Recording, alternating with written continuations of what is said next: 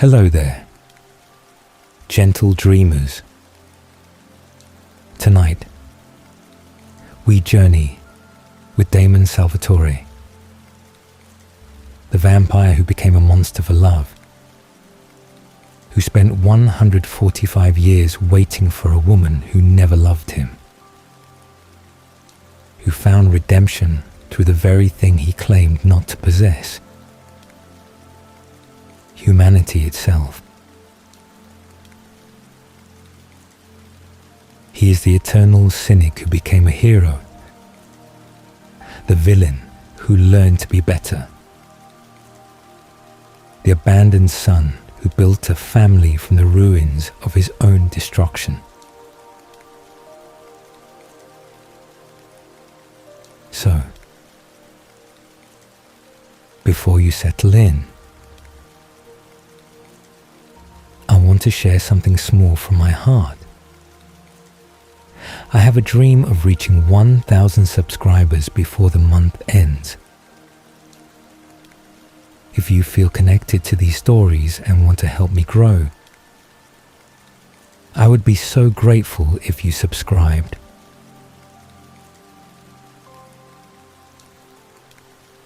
Well, now it is time.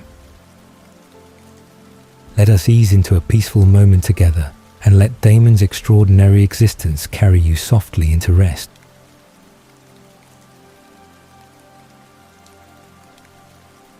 Mystic Falls, Virginia, in 1839 was a town built on secrets and old money. A place where founding families guarded their legacies with fierce vigilance, and where reputation mattered more than truth or happiness, or any authentic expression of who a person actually was, beneath the carefully maintained facades of southern gentility and aristocratic pretension. The town sat in the Virginia countryside, with its grand estates and its carefully tended properties, its social hierarchies as rigid and unchanging as the mountains that surrounded the valley, its entire existence structured around the families who had established the settlement generations earlier, and who controlled everything from politics to business, to who was welcome and who was not, within their carefully guarded community. The Salvatore family stood among the most prominent and wealthy of these founding families, their estates sprawling across hundreds of acres of Virginia farmland, their fortune built on tobacco and cotton, and the labor that made such crops profitable in the antebellum South, their name carrying weight and respect and the kind of power that came from being present at the town's very beginning. The Salvatore mansion was testament to their status. A grand house with white columns and elegant rooms filled with expensive furniture imported from Europe, with servants maintaining every detail and guests arriving regularly for dinners and parties that reinforced the family's position at the top of Mystic Falls society. Giuseppe Salvatore ruled this empire with stern authority and unwavering conviction about duty and legacy, and the proper way for men of their station to conduct themselves in all matters public and private. He was a man built from expectations and obligations, someone who understood his own worth entirely through the lens of reputation and standing, whose sense of self derived from being a Salvatore and maintaining the family name, with absolute dedication to propriety and traditional values. He had founded the town alongside the other original families, had helped establish its governance and its institutions, had built the Salvatore fortune through calculated business decisions and strategic marriages, and the kind of ruthless pragmatism that prioritized results over compassion or human connection. Giuseppe's relationship with his sons was formal and distant in the way that wealthy southern fathers often maintained with their children. Love expressed through provision and expectation rather than through affection or genuine emotional engagement. Approval given sparingly and always conditional upon proper behavior and appropriate achievement. He saw his children as extensions of the family legacy, rather than as individuals with their own desires or personalities or paths they might want to walk that diverged from the course he had planned for them before they were even born. Lily Salvatore had been the softness in that rigid household, the gentle mother who provided warmth and tenderness, and the kind of unconditional love that Giuseppe seemed incapable of expressing, or perhaps even feeling beneath his stern exterior. She had been beautiful and kind, musical and artistic, someone who brought grace and culture to the Salvatore house through her piano playing and her flower gardens, and her genuine interest in her sons as people, rather than simply as heirs and extensions of family ambition. Damon had adored his mother with the kind of pure devotion that children reserve for the parent who actually sees them and loves them without requiring them to be anything except themselves. Lily's death from consumption in 1858 had devastated both Salvatore's sons, but particularly Damon, who was 19 years old when he watched his mother waste away over months of illness that turned her beautiful, vibrant presence into fragile shadow before finally claiming her life entirely. The grief had been overwhelming and transformative, the loss creating hole in Damon's life that nothing seemed capable of filling, the absence of her love and acceptance leaving him vulnerable to his father's harsh judgments and impossible standards without her gentle mediation to soften Giuseppe's criticism or provide refuge from the constant pressure to be perfect heir and ideal son. What Damon would not learn until over 150 years later was that Lily had not actually died of consumption at all, that she had been turned into a vampire and had abandoned her human family without explanation or goodbye, that she had chosen immortality and a new supernatural family over her sons and her human life, that his grief and his abandonment wound had been built on lies and a mother's desertion rather than on unavoidable tragedy of disease. But in 1858, Damon believed his mother had died and left him alone with a father who would never love him the way she had, who would never see him as anything except disappointment and obligation. Damon was the eldest son, the heir to the Salvatore fortune and name, the one who carried the weight of Giuseppe's ambitions and the family's future on shoulders that had never asked for such burden and resented it deeply, even as he tried desperately to fulfill expectations he could never quite meet to his father's satisfaction.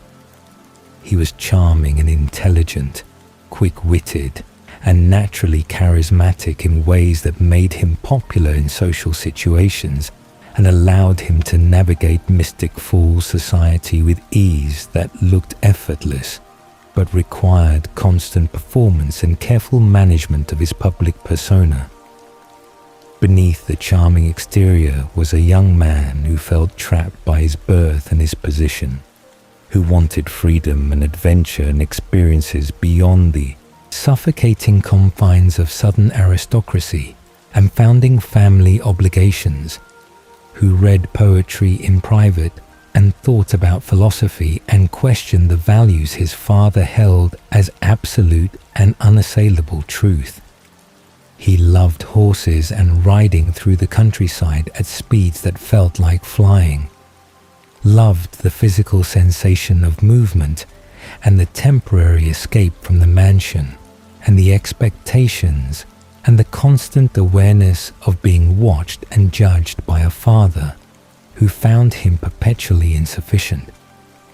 His relationship with his younger brother Stefan was complicated tapestry of genuine affection and inevitable rivalry, protective love mixed with competitive resentment, the natural bond between siblings twisted by their father's tendency to compare them and by the dynamics of being heir and spare in a wealthy family where everything revolved around legacy and succession. Damon loved Stefan deeply and authentically, had protected him when they were children, had taught him to ride and to fight and to navigate their father's moods and expectations, had been the buffer between Stefan and Giuseppe's harshest criticisms. But there was also jealousy in the relationship.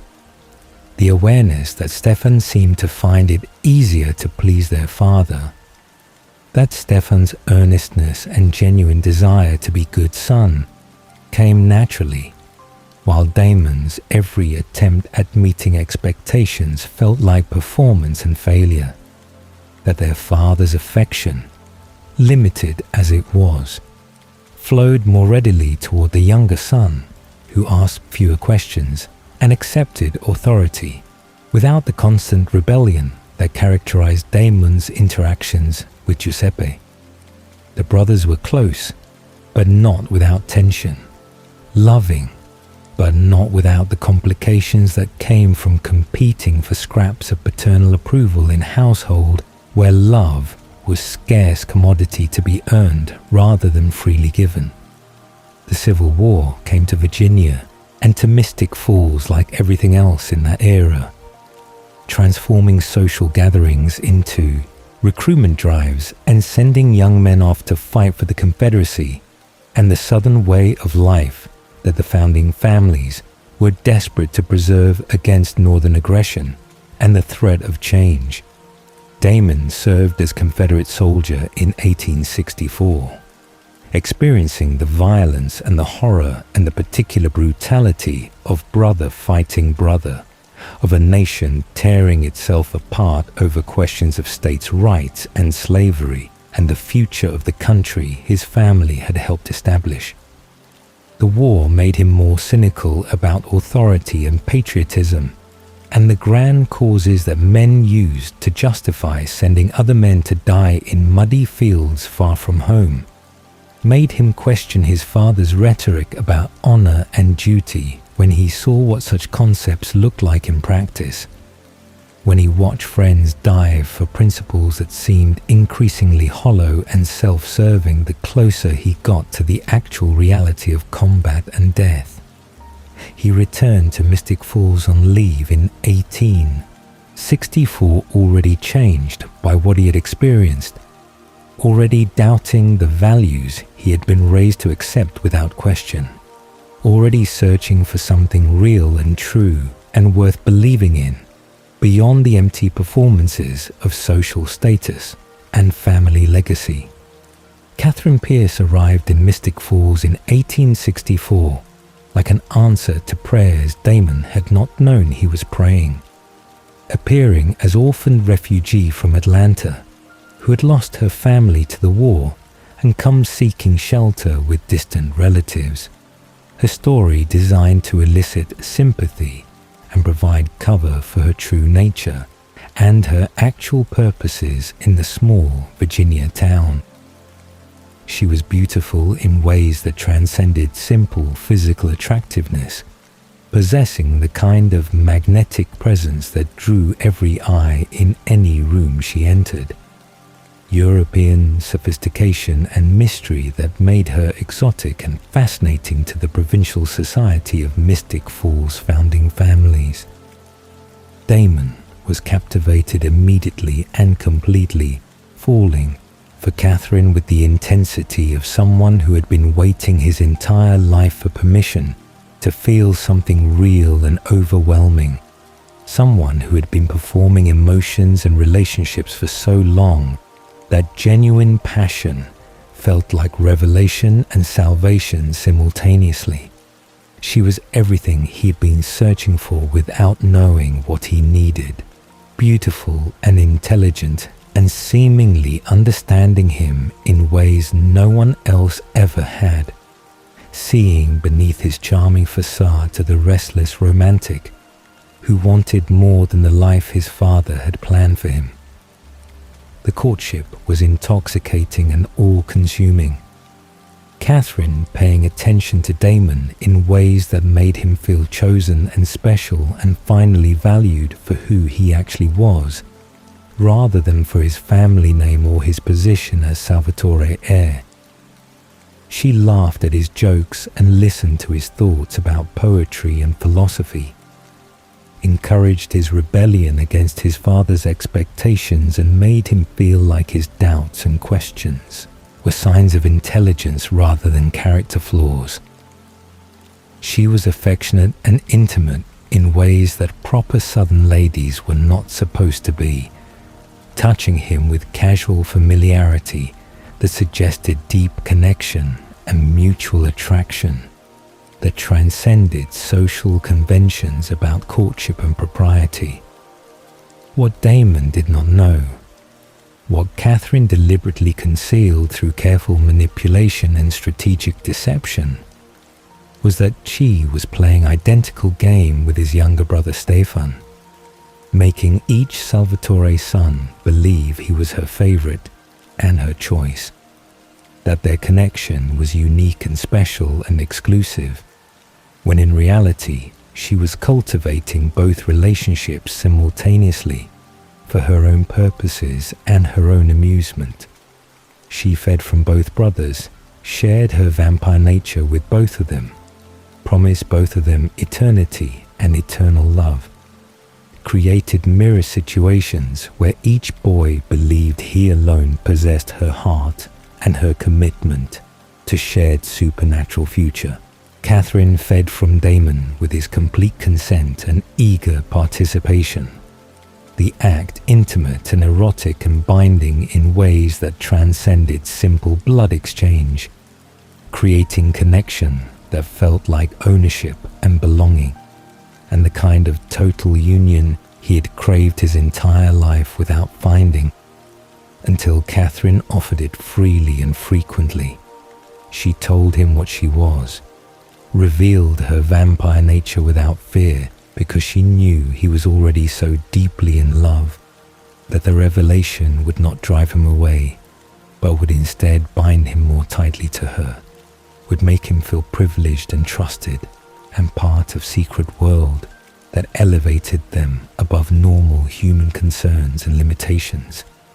She promised him immortality and eternal love, painted picture a future where they would be together forever, never aging, never dying, free from his father's control and society's expectations, able to travel the world and experience everything life had to offer across centuries of existence as powerful, supernatural beings who answered to no one and nothing except their own desires. Damon accepted this vision completely and without reservation, choosing Catherine and vampirism an immortal future over his humanity and his family and everything he had been raised to value, willing to transform himself into monster if that was the price of keeping her love and escaping the suffocating confines of his human life. He had no idea that Stefan was receiving identical promises and identical intimacy, that Catherine's blood was in his brother's system just as it was in his own, that the future she described with such convincing detail was being offered to both Salvatore's sons as part of elaborate game or cruel experiment, or simply because Catherine enjoyed having power over multiple men simultaneously and saw no reason to choose between them when she could have both worshipping at her feet. The founding families of Mystic Falls had been hunting vampires for generations without most of the town's population ever knowing such creatures existed beyond folklore and superstition. The knowledge of supernatural threats passed down through specific bloodlines who carried the responsibility of protecting their community from dangers that most people could not imagine or believe were real. The Salvatores and the Lockwoods and the Forbeses and the Fells and the other founding families maintained this secret vigilance across decades and centuries, developing methods and weapons and strategies for identifying and destroying the vampires who occasionally appeared in their territory, seeking hunting grounds or shelter, or simply passing through on their way to somewhere else. In 1864, Giuseppe Salvatore discovered that vampires were not simply passing through Mystic Falls, but were actually living among them, integrated into the town's social fabric, attending parties and church services, and conducting themselves as ordinary citizens while secretly feeding on the human population under cover of darkness and careful compulsion that made their victims forget the attacks or attribute them to animal encounters or medical conditions that had nothing to do with supernatural predation. The discovery filled Giuseppe with righteous fury and determination to cleanse his town of this demonic infection, to protect Mystic Falls from the monsters who had infiltrated their community and threatened everything the founding families had built across generations of careful cultivation and protection. He called together the other founding family heads and organized a systematic plan to identify all the vampires currently residing in Mystic Falls, to round them up simultaneously before any could escape or warn the others, to destroy them completely and ensure that no supernatural threat remained to endanger the town's human population. They worked in secret and moved with coordinated precision, using vervain that grew wild in certain parts of Virginia to weaken the vampires and prevent them from using compulsion or superior strength to escape or fight back against their captors. The plan was to imprison the captured vampires in the tomb beneath Fell's church, to seal them inside with a spell provided by Emily Bennett, the witch who served the founding families and who possessed the magical knowledge necessary to create permanent supernatural barrier that would keep the vampires trapped for eternity without possibility of escape or rescue. Once sealed inside, the vampires would be left to desiccate in the darkness, their immortal bodies shutting down from lack of blood, but never actually dying, existing in state of conscious starvation and imprisonment that would last forever as punishment for their crimes against humanity and against Mystic Falls specifically. Catherine Pierce was among the vampires captured in the roundup, her true nature discovered, and her careful facade of orphaned Confederate refugee stripped away to reveal the predator underneath the beautiful surface. She was dragged to Fell's church along with the other vampires, vervained and weakened and unable to use her supernatural abilities to escape or compel her captors into releasing her. Giuseppe Salvatore watched her imprisonment with particular satisfaction, having discovered that the woman who had been guest in his home and who had been courting both his sons was actually a monster who had been feeding from them and manipulating them and planning to turn them into creatures like herself. Damon and Stefan learned about Catherine's capture and the founding family's plan through overheard conversations and through the unusual activity in town. The increased guards and the secretive meetings and the general atmosphere of tension and barely suppressed violence that suggested something significant was happening. They understood immediately that Catherine was in terrible danger, that their father and the other founders intended to kill her along with all the other vampires they had captured, that the woman they both loved was going to be destroyed unless someone intervened to save her before the tomb was sealed, and escape became impossible. The brothers made desperate decision to free Catherine regardless of consequences, unable to accept her death or her eternal imprisonment, willing to betray their father and their family and their entire town to save the vampire they loved. They went to Fell's church, armed and determined, planning to fight their way through whatever guards were present and release Catherine before the sealing spell could be completed. Their love and their desperation overriding their judgment and their understanding of just how outmatched they were against trained men with vervain weapons and superior numbers. Giuseppe was waiting for them with loaded pistol and absolute conviction that his sons had been corrupted beyond redemption by the vampire's influence, that they were no longer his children but were instead compromised and lost to the supernatural evil that had infected them through Catherine's manipulation and her blood.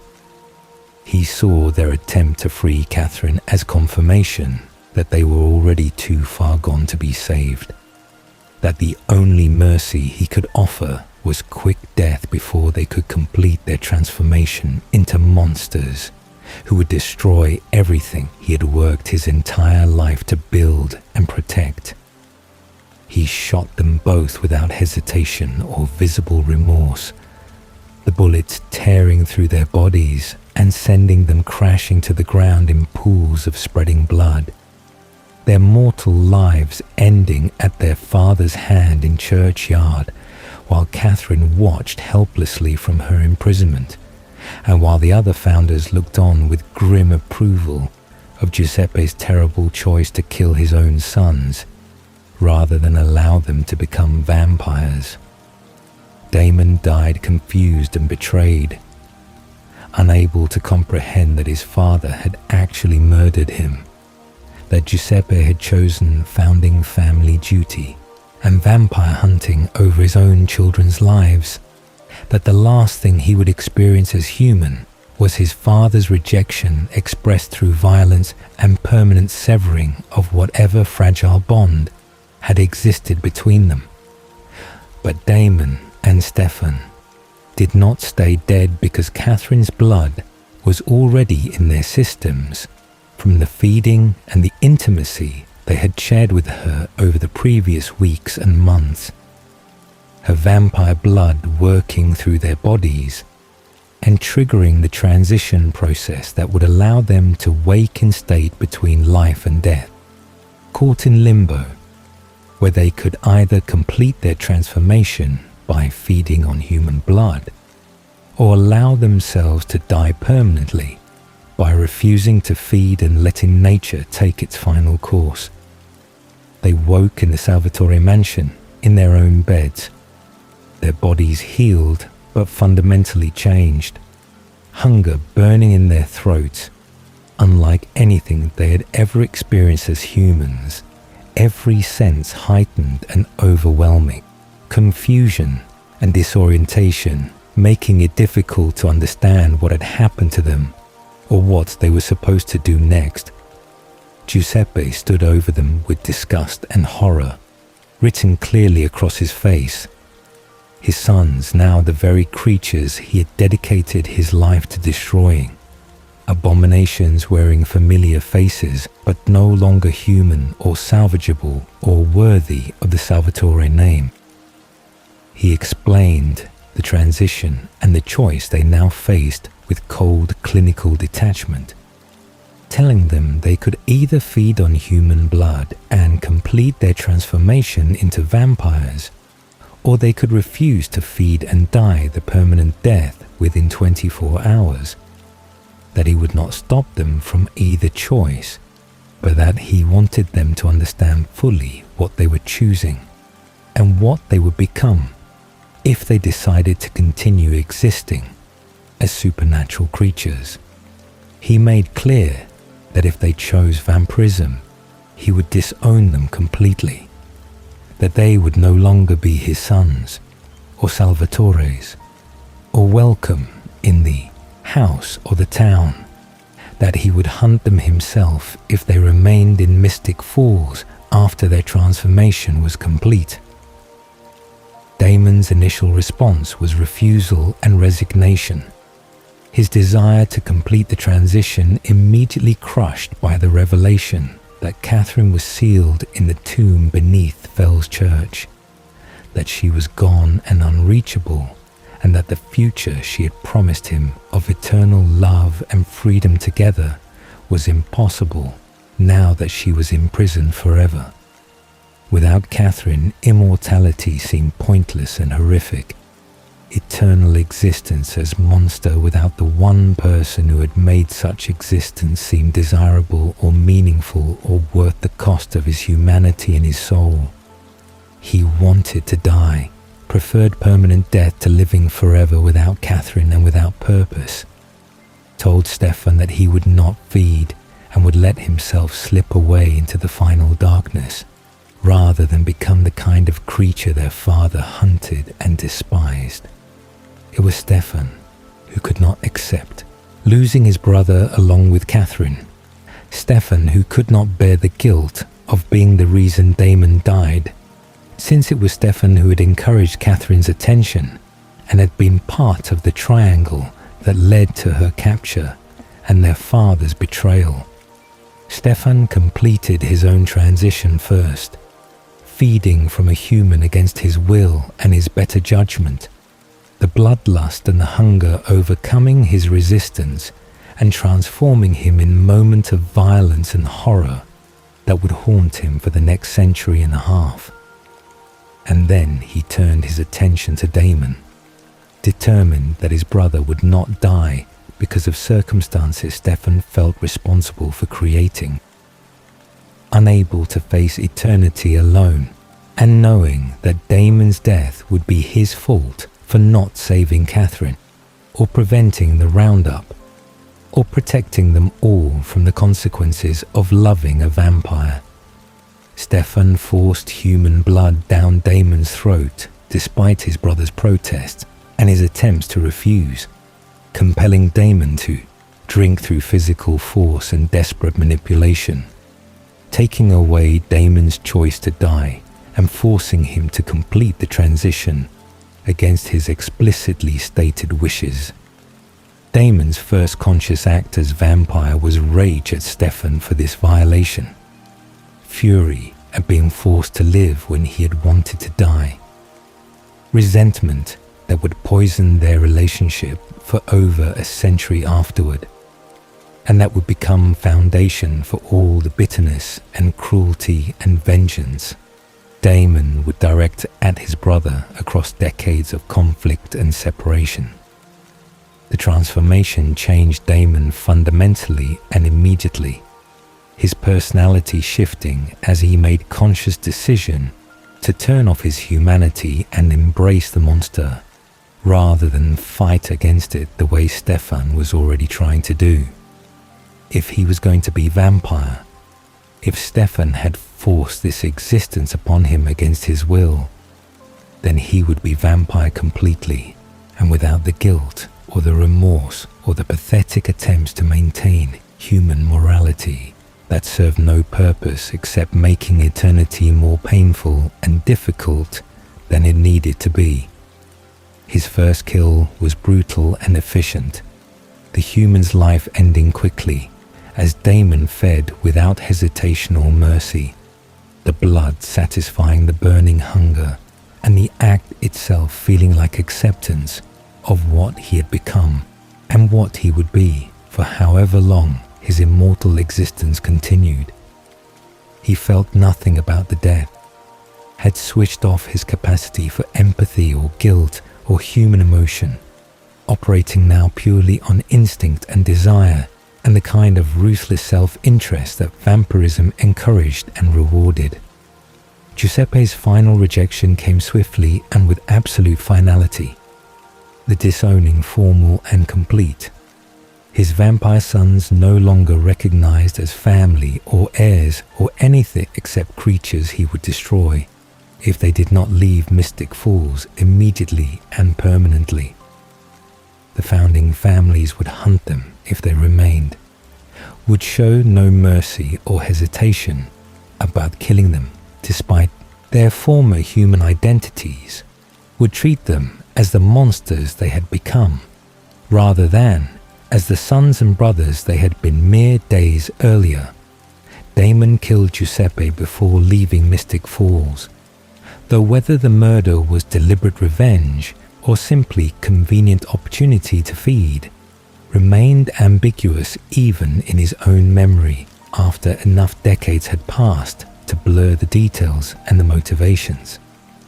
His father died by his hand, or at minimum died during an encounter with his vampire son, the symbolic severing of familial bond, made literal through violence and blood, the final destruction of whatever connection had existed between them when Damon was still human and still seeking his father's approval and love.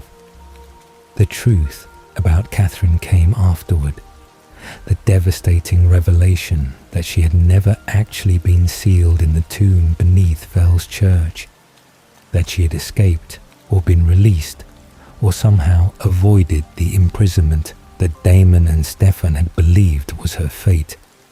Pearl, one of the other vampires who had been in the tomb, told them eventually that Catherine had never been there at all, that she had gotten out before the seal was completed and had abandoned Mystic Falls and the Salvatore brothers without looking back or attempting to save them or even acknowledging that they had died trying to rescue her.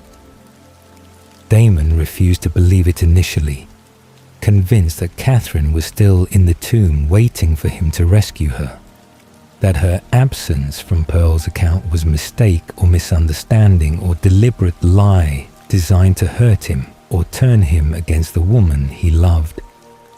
He built his entire existence around the conviction that Catherine needed saving, that she was imprisoned and suffering and waiting for him to find a way to open the tomb and free her so they could finally have the eternal future together she had promised him when he was still human and still believed that promises meant something.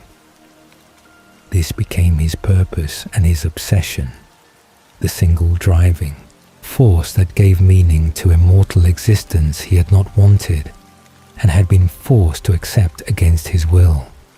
He would wait for the comet's return in over a century, would gather the necessary tools and knowledge and power to break the seal on the tomb, would rescue Catherine and prove his love and finally claim the future he had sacrificed everything to achieve.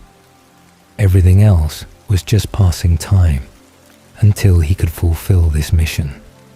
Every action and every choice made in service of eventual reunion with the woman who had made him vampire and then abandoned him to face eternity without her presence or her love, or any confirmation that what they had shared was real and mutual and worth the terrible cost he had paid. The decades between Damon's transformation in 1864 and his eventual return to Mystic Falls in 2009 stretched ahead with daunting length. 145 years of immortal existence, structured entirely around single obsessive purpose that gave meaning to life he had never wanted and had been forced to accept against his explicitly stated wishes. He waited for the comet that would return in 2009, for the celestial event that occurred once every 145 years, and that was supposedly necessary for the spell to open the tomb beneath Fell's Church, where he remained absolutely convinced Catherine was imprisoned and suffering and waiting for him to rescue her from eternal darkness and reunite with the love she had promised him when he was still human and still believed in promises. The early decades were the worst, the years immediately following his transformation when the pain was still fresh and raw, when his humanity was newly absent, and the world felt simultaneously too bright and too empty. When every night of immortal existence reminded him that he was monster now, and that the future he had imagined with Catherine was postponed indefinitely until he could gather the resources and the knowledge and the specific magical requirements necessary to break the seal that kept her trapped. He moved through America and eventually to Europe, never staying anywhere long enough to form connections or establish patterns, existing on the margins of human society as predator and observer, feeding when hunger demanded it and killing without particular thought or remorse, because his humanity switch remained firmly off and his capacity for caring about human life had been deliberately shut down to make existence bearable. His reputation built slowly across those early decades. Whispers in vampire communities about Damon Salvatore, who was dangerous and unpredictable, who killed for sport as much as for sustenance, who seemed to take particular pleasure in causing pain and fear, who represented everything humans believed about vampires when they told stories about bloodthirsty monsters without conscience or capacity for mercy. He cultivated this reputation deliberately, embracing the role of villain and predator, because being monster felt more honest than pretending to care about morality or human life or anything, except the singular purpose that drove him through each night of waiting and searching and preparing for the eventual rescue mission that justified his continued existence. The violence was never truly satisfying though, never filled the emptiness or made him feel anything except briefly distracted from the fundamental hollowness at his core. The awareness that he was going through motions of immortal existence without actually experiencing life in any meaningful way, simply passing time until he could rescue Catherine and begin the real future that had been promised to him and then stolen away by founding family interference and his father's betrayal. He accumulated bodies across decades and continents, feeding from humans and compelling them, and occasionally killing them, depending on his mood and the specific circumstances. None of it mattering enough to remember clearly or to regret when humanity remained switched off, and emotional connection to his own actions stayed safely distant and carefully managed. The 1870s and 80s passed in blur of European cities and American frontier towns. Damon moving restlessly through a world that was changing rapidly around him, while he remained frozen at 25 years old, physically and emotionally stuck in 1864, when everything had been taken from him.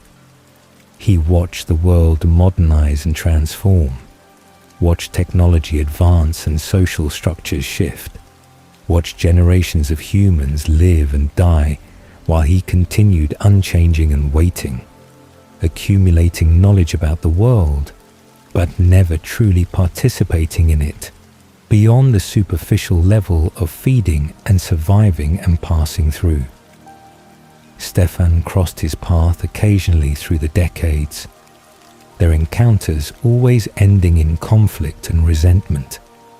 Damon unable to forgive his brother for forcing him to complete the transition, and Stefan unable to stop feeling guilty about that choice, even though he maintained it had been necessary and right to save Damon from permanent death. The brothers represented opposite approaches to vampire existence. Stefan fighting constantly to maintain his humanity and control his bloodlust through animal diet and rigid self-discipline. Damon embracing his nature completely and rejecting any attempt to pretend that vampires could or should try to be anything except the predators nature had designed them to be. Their arguments followed the same patterns across decades, Stefan pleading with Damon to turn his humanity back on and stop the senseless killing. Damon mocking Stefan's guilt, and his pathetic attempts to be good vampire as if such thing were possible or desirable. Both of them circling around the fundamental truth that Stefan had taken away Damon's choice, and that Damon would never forgive him for that violation, no matter how much time passed or how many times Stefan apologized or explained his reasoning. The rift between them was permanent and poisonous, destroying whatever brotherhood they had shared as humans, and replacing it with hostility and blame, and the kind of mutual resentment that could only exist between family members who knew exactly how to hurt each other most effectively. Lexi Branson was Stefan's best friend and constant companion through much of the 19th and 20th centuries. A vampire who had helped Stefan develop his control, and who tried occasionally to help Damon as well, seeing potential for redemption beneath his cruel exterior and believing that the Salvatore brothers' relationship could be healed if Damon would just let go of his resentment and allow himself to care about something beyond Catherine and revenge.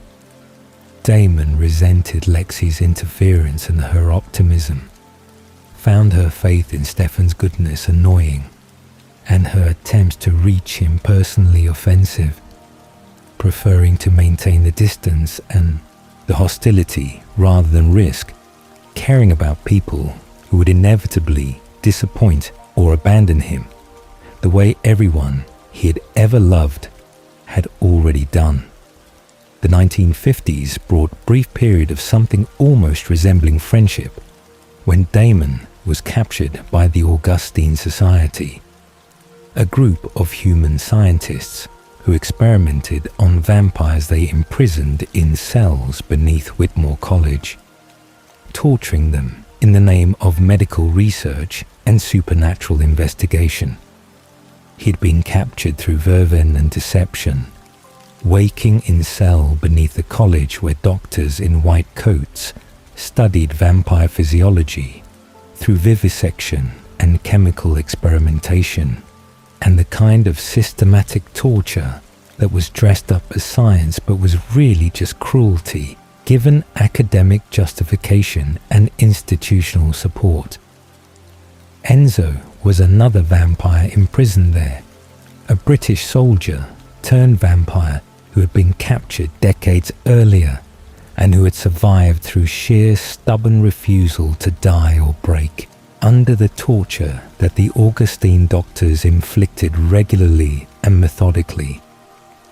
Lorenzo St. John had been trapped in those cells since World War II, enduring experiments that would have destroyed anyone less resilient or less determined to survive out of pure spite and hatred for his captors. His body subjected to procedures that tested the limits of vampire healing and the boundaries of what immortal creatures could endure without losing their sanity completely. Damon and Enzo formed bond in those cells that was unlike anything Damon had allowed himself to experience since his transformation. The kind of friendship that develops between people suffering together and relying on each other for sanity and hope, planning their eventual escape and promising to face whatever came next as brothers who had survived hell together and who owed each other loyalty that transcended the usual vampire selfishness and isolation. They talked through the long hours between experiments, sharing stories about their human lives and their transformations and the years they had survived as vampires, finding common ground in their cynicism and their dark humor and their shared understanding that the world was cruel and that survival required ruthlessness and refusal to let hope or sentiment make you weak. But when the opportunity for escape finally came in 1958, When fire consumed parts of the facility and chaos created opening for prisoners to flee, Damon made the terrible choice to leave Enzo behind, to shut the door on his friend and save himself rather than risk both of them dying in the attempt to free them both. He told himself it was a practical decision, that Enzo's cell was too far away and the fire was spreading too quickly, and attempting rescue would have meant both of them burning or being recaptured. But the truth was that Damon chose his own survival over his friend's freedom and left Enzo to decades more torture because saving him would have required the kind of self-sacrifice and genuine caring that Damon had trained himself not to feel or act upon. The guilt and the shame of that abandonment was something he carried for decades afterward, even with his humanity switched off. The knowledge that he had betrayed the one person who had trusted him and who had believed in their friendship, that he had proven himself to be exactly the selfish monster everyone believed him to be, that he was incapable of loyalty or genuine connection, even when someone had earned it through shared suffering and mutual support. He buried the guilt beneath more violence and more distance, never allowing himself to think about Enzo, or wonder whether his friend had survived or escaped, or finally died in those cells beneath Whitmore College. He accumulated wealth across the decades through compulsion and theft and strategic investments, building resources that would be necessary when the time came to execute his plan to open the tomb, learning about magic and supernatural mechanics through observation and through occasional alliances with witches who could be bought or compelled or manipulated into sharing their knowledge. He studied the comet and the spell requirements obsessively, gathering pieces of information from grimoires and witch traditions and vampire lore, assembling complete picture of what would be needed to break the seal that Emily Bennett had placed on the tomb in 1864. He tracked every rumor about Catherine obsessively, following any hint that she might have been seen or mentioned, traveling to distant cities on the thinnest evidence that someone matching her description had been spotted, or that another vampire had heard something about the Pierce vampire who had caused so much chaos in Mystic Falls before her apparent imprisonment.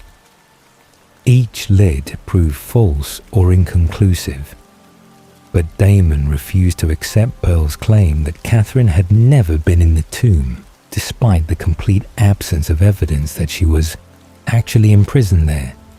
His need to believe in her imprisonment too fundamental to his sense of purpose and identity to abandon based on second-hand testimony from vampire who might have been lying or mistaken. The waiting became his entire identity across those 145 years, the purpose that structured immortal existence that otherwise had no meaning or direction, the mission that justified every terrible thing he did and every person he hurt, because all of it was in service of eventual reunion with a woman who had made him vampire and who therefore deserved his absolute loyalty and dedication, regardless of how much time passed or how little evidence existed that she actually cared whether he rescued her or not. September of 2009 marked the comet's return and Damon's carefully orchestrated arrival back in Mystic Falls after 145 years of waiting and planning and obsessive preparation for the moment when he would finally open the tomb beneath Fell's Church and rescue Catherine from the imprisonment. He remained absolutely convinced she had endured all those decades while he searched for the means to free her. He came to the town with singular focus, that had defined his entire immortal existence. Every action and every choice since 1864 leading toward this culminating mission that would restore the future Catherine had promised him and justify all the suffering and the violence and the wasted years spent preparing for a reunion he had envisioned countless times in elaborate detail. Stefan had settled in Mystic Falls, which complicated Damon's plans, but also provided certain advantages. His brother living as high school student and maintaining the careful facade of humanity that Stefan had perfected across decades of guilt and self-imposed penance for his own vampire nature. The presence of Stefan meant that Damon would have to navigate their complicated history and their mutual resentment while executing his plan. But it also meant access to the town and to the founding family's descendants and to the social networks that might prove useful in acquiring the final pieces necessary for the tomb spell. The tomb itself sat beneath the ruins of Fell's Church, exactly where it had been sealed in 1864, the supernatural barrier still intact after nearly a century and a half. Emily Bennett's spell holding strong and keeping whatever vampires remained inside trapped in eternal desiccated darkness.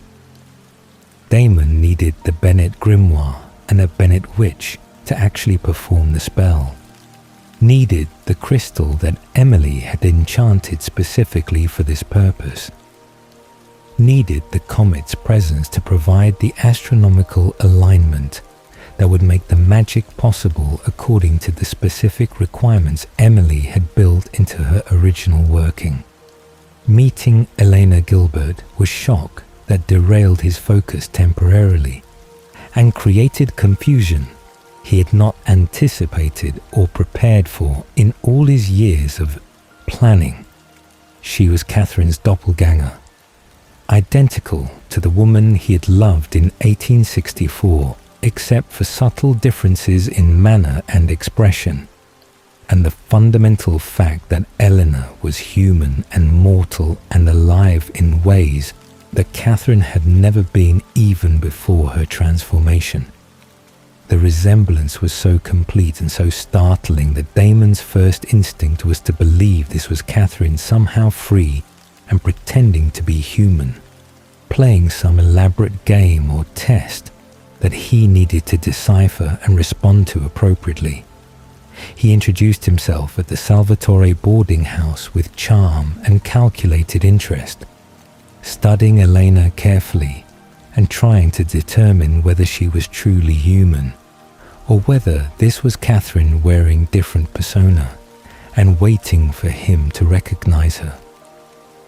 The confusion persisted through their early interactions. Eleanor's kindness and her genuine warmth so different from Catherine's manipulative seduction that Damon began to accept she might actually be a different person, doppelganger created by some supernatural mechanism he did not fully understand, but that resulted in perfect physical replica of the woman who had defined his existence for 145 years. The Founders Party provided opportunity to confirm Elena's humanity definitively, watching her interact with Stefan and with her friends and family in ways that demonstrated she had history and connections and life that was completely separate from Catherine, that she was not vampire pretending to be human, but was actually mortal teenager living in Mystic Falls and dating his brother without any awareness of the supernatural world or the history that made her face so devastating and significant to Damon personally. The confirmation brought mixture of disappointment and relief. Disappointment that Eleanor was not Catherine returned to him, and relief that he could focus on his actual mission without the complication of navigating whatever game Catherine might have been playing. His initial treatment of Elena was cruel and dismissive. his way of managing the cognitive dissonance of seeing Catherine's face on someone who was not Catherine, who was obstacle to his purpose rather than goal of it, who represented everything he was supposed to care about according to Stefan's moral framework, but who actually meant nothing to him except as reminder of what he had lost and what he was still determined to reclaim from the tomb beneath Fell's church. He compelled her and manipulated her and treated her with the casual cruelty he used on all humans who crossed his path, asserting his power and his nature and his fundamental difference from Stefan, who was trying so desperately to be good and to protect this human girl from the supernatural dangers that surrounded her. Acquiring the necessary components for the tomb spell required manipulation of Bonnie Bennett, the teenage witch who was descendant of Emily and who possessed the magical power necessary to actually perform the spell, even if she was untrained and reluctant to use her abilities for purposes she did not fully understand or support. Damon compelled and threatened and charmed in turns, using every tool in his considerable arsenal to move the pieces into position, gathering the crystal and the grimoire and Bonnie's cooperation through methods that range from subtle persuasion to outright coercion, depending on what the specific situation required. Stefan opposed the plan predictably and vocally, arguing that opening the tomb was dangerous and pointless and would not give Damon what he actually wanted, that Catherine was not worth the risk or the effort or the continued obsession that had defined Damon's existence for nearly 150 years. The brothers fought about it repeatedly, their arguments following familiar patterns from decades of similar conflicts, Stefan trying to save Damon from himself and from the delusion that Catherine loved him or had ever loved him, Damon refusing to listen or to consider that his brother might be right about Catherine's true nature and her real feelings about the Salvatore brothers she had manipulated so thoroughly in 1864. The night of the tomb opening arrived with Bonnie performing the spell under duress and with the crystal channeling the comet's power, and with Emily's grimoire providing the specific incantations and ritual requirements that would break the seal and allow access to the vampires who had been trapped inside since 1864. Damon watched the stone door slide open with triumph and vindication flooding through him. 145 years of waiting finally ending. His purpose finally fulfilled. The moment he had envisioned and planned for through decades of violence and emptiness finally arriving in present reality, rather than remaining distant future promise. He entered the tomb with Stefan following reluctantly behind, moving through the darkness with vampire, vision allowing him to see the desiccated bodies of the vampires who had been sealed inside, their immortal forms shut down from lack of blood, but not actually dead. Consciousness trapped in dried husks that would revive if fed blood, but that existed in state of aware paralysis until that revival occurred. Damon searched desperately through the bodies, looking for Catherine's face among the preserved vampires, certain that he would find her and wake her and finally have the reunion that justified everything he had done and everything he had become. But Catherine was not there, her body absent from the tomb. No trace of her among the 24 vampires who had been imprisoned in 1864 and who remained in their desiccated state waiting for rescue that most of them would never receive. Damon searched frantically and then more desperately, unable to accept what his eyes were showing him, refusing to believe that she was not there when the tomb was supposed to contain her, and when his entire existence had been structured around the absolute certainty that she needed him to rescue her from this exact imprisonment. Pearl was among the desiccated vampires, her consciousness aware despite her body's shut down state, and when Damon fed her his blood to revive her and demand answers about Catherine's location, she delivered the devastating truth with matter-of-fact certainty that destroyed the foundation of everything Damon had believed and worked toward for 145 years. Catherine had never been in the tomb at all, had escaped or been freed before the seal was completed in 1864, had been alive and free all those decades while Damon waited and planned and structured his entire existence around rescuing her from imprisonment she had never actually endured. The revelation was catastrophic and complete, demolishing his purpose and his identity and his reason for existing in single terrible moment of understanding that everything he had believed was delusion, that Catherine had not needed rescue or been suffering or been waiting for him to save her, that she had simply left and moved on and lived her immortal life without him, while he remained frozen in 1864, convinced that his love and his loyalty and his patient waiting would be rewarded with the future she had promised before everything fell apart. 145 years of his existence revealed as pointless and based on lie, or at minimum on fundamental misunderstanding of the situation and Catherine's actual circumstances.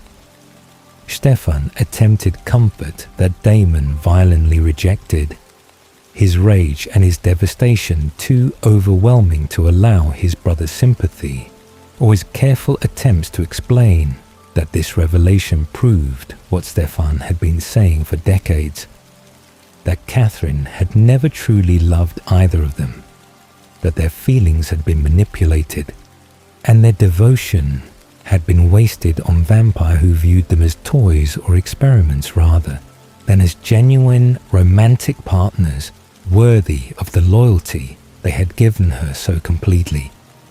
The existential crisis that followed was total and paralyzing.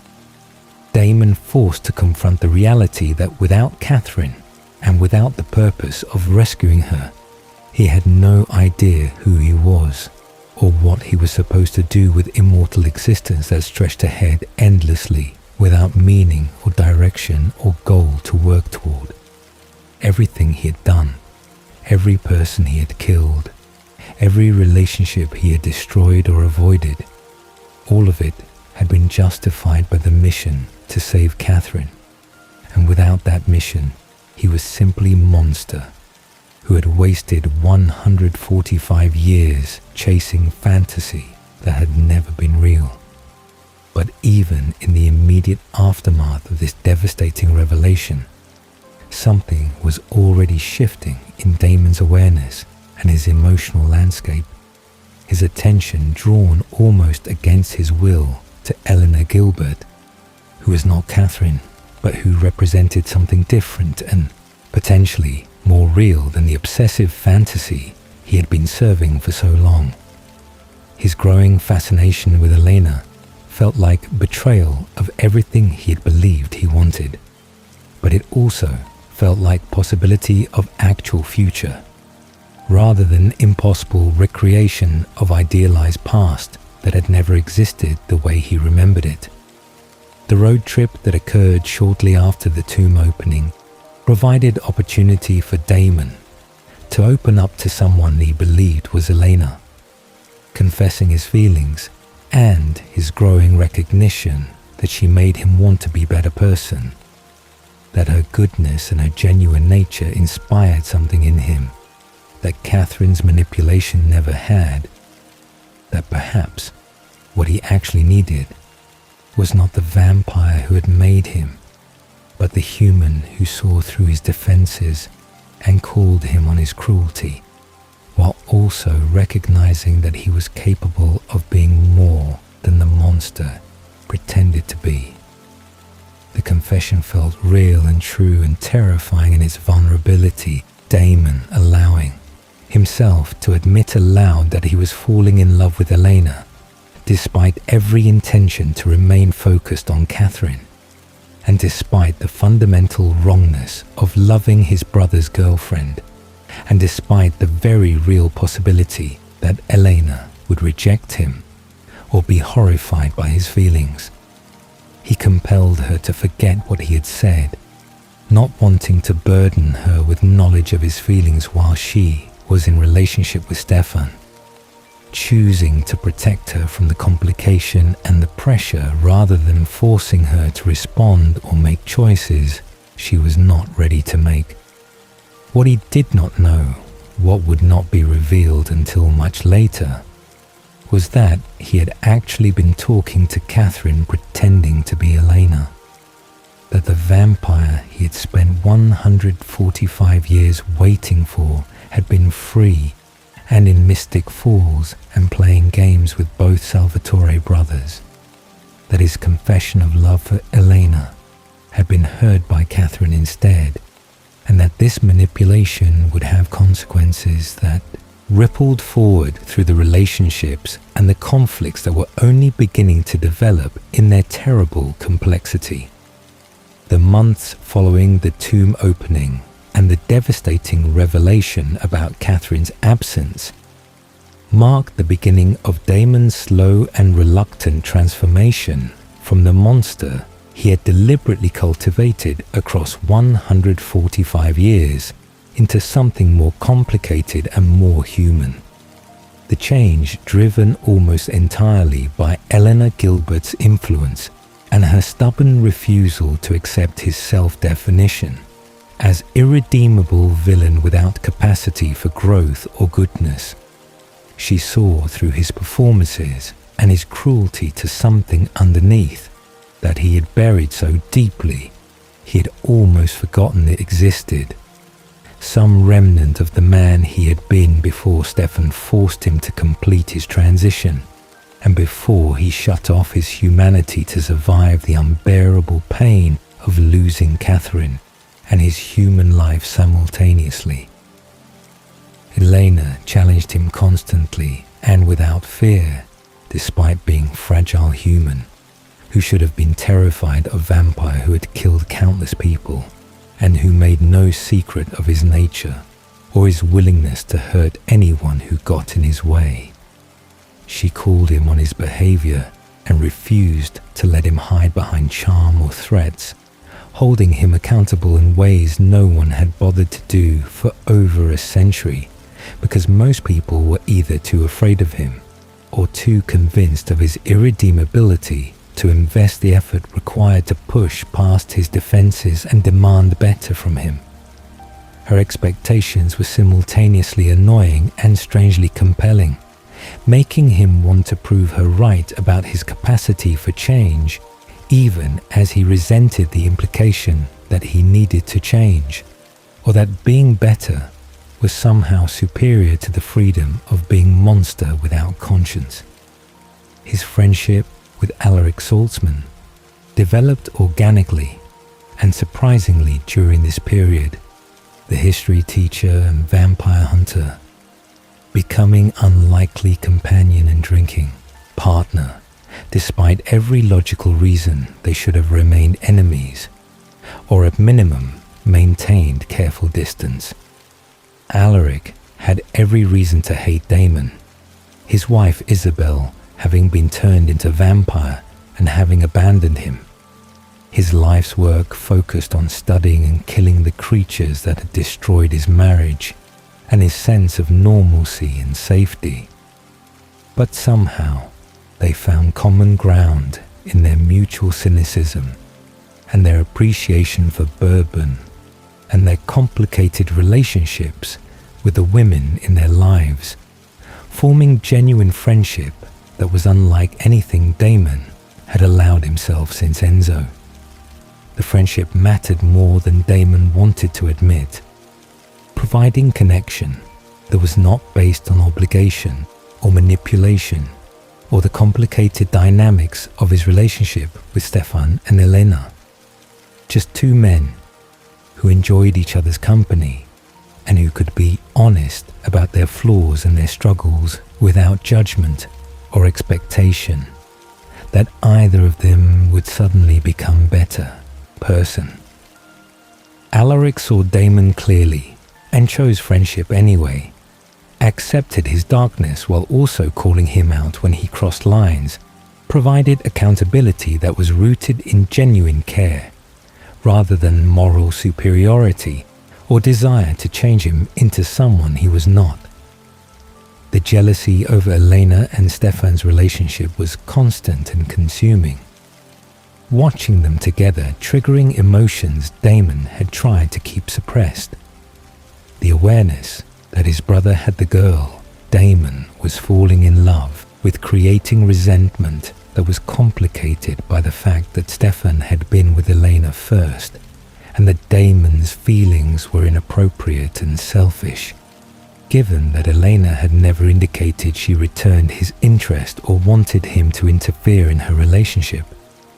He tried to keep his distance and failed repeatedly, drawn to Elena despite knowing that proximity only made the wanting worse, that every conversation and every moment of connection made it harder to maintain the pretense that she was just Stefan's girlfriend and nothing more to him personally.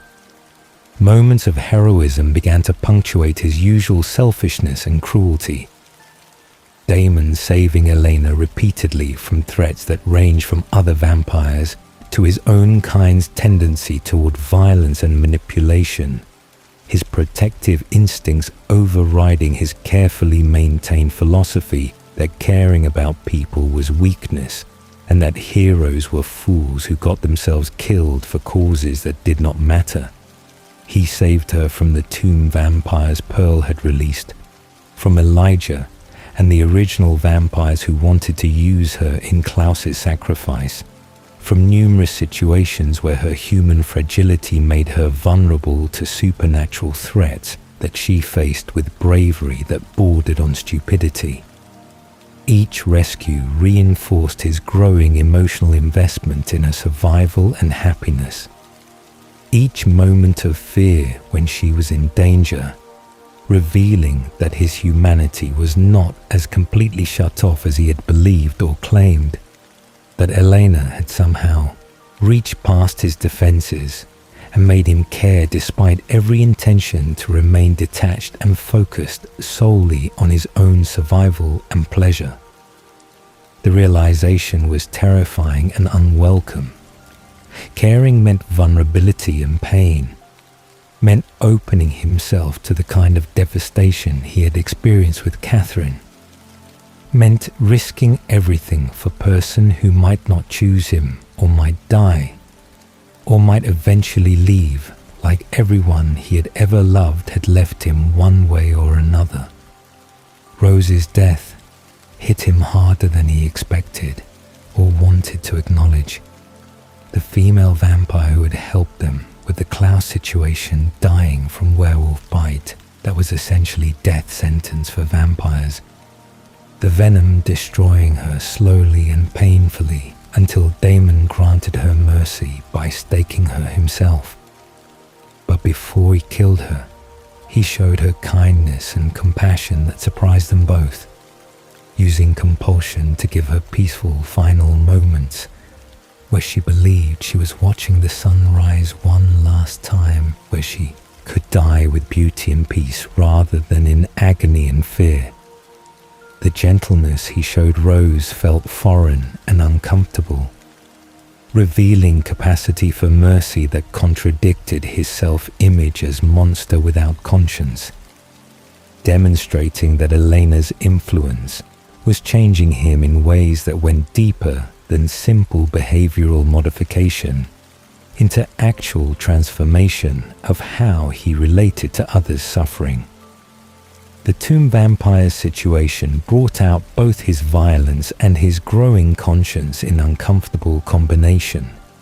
Damon participating in the systematic destruction of the vampires Pearl had released, while also beginning to question whether killing was always necessary or justified, whether his default response of violence served any purpose beyond maintaining his reputation and his emotional distance. He killed without particular remorse when he believed threats were genuine, but the automatic nature of his cruelty was beginning to feel less like strength and more like habit, less like choice and more like running from the harder work of figuring out who he might be if he stopped defining himself through violence and selfishness.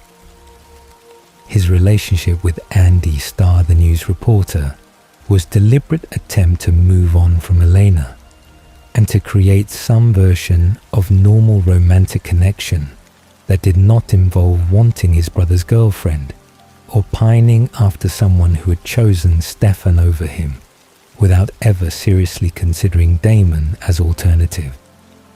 He compelled Andy to be with him and to accept his vampire nature and to participate in relationship that was fundamentally unequal and coercive, treating her with casual cruelty that revealed how far he still had to go in terms of actually respecting human autonomy or caring about consent in his relationships with people he viewed as fundamentally less important than himself. The Andy relationship was empty performance that satisfied nothing except his physical needs and his desire to appear unaffected by Elena's choice, the compulsion removing any genuine connection or mutual feeling, reducing the relationship to ownership and use rather than actual partnership or care. He knew it was wrong and did it anyway, his old patterns reasserting themselves whenever he felt vulnerable or rejected, his default being to take what he wanted without regard for how his actions affected the people he used to fill the emptiness inside himself. Uncle John Gilbert's death during Klaus's sacrifice ritual brought genuine remorse that surprised Damon with its intensity. John dying to bring Eleanor back to life after Klaus had drained her blood for the ritual that broke his hybrid curse. The sacrifice demonstrating that even people Damon had dismissed as irrelevant or annoying were capable of profound love and selflessness that put his own choices to shame. He had treated John with contempt and cruelty, had mocked his attempts to protect Elena, and had dismissed his concerns about vampire influence in his niece's life. And John had still chosen to die so Elena could live, demonstrating the kind of unconditional parental love that Damon had never received from Giuseppe, and that he had no framework for understanding or appreciating. Jenna's death hit even harder. Elena's aunt dying as vampire sacrifice in Klaus's ritual turned and then immediately killed before she could even adjust to her transition or understand what had happened to her. Her death brutal and senseless and entirely preventable if Damon had been faster or smarter or better at protecting the people Elena loved. The guilt was overwhelming and unfamiliar. Damon blaming himself for failing to keep Jenna safe, despite knowing intellectually that Klaus's plans were too elaborate and too carefully orchestrated for any individual failure to have prevented the ritual's success, that Jenna's death was not specifically his fault, but was result of larger supernatural conflicts that had caught Eleanor's family in their wake. The werewolf bite from Tyler. Lockwood happened while Damon was protecting Tyler from his own werewolf transformation and from the supernatural threats that came with being newly turned hybrid. Struggling with loss of control.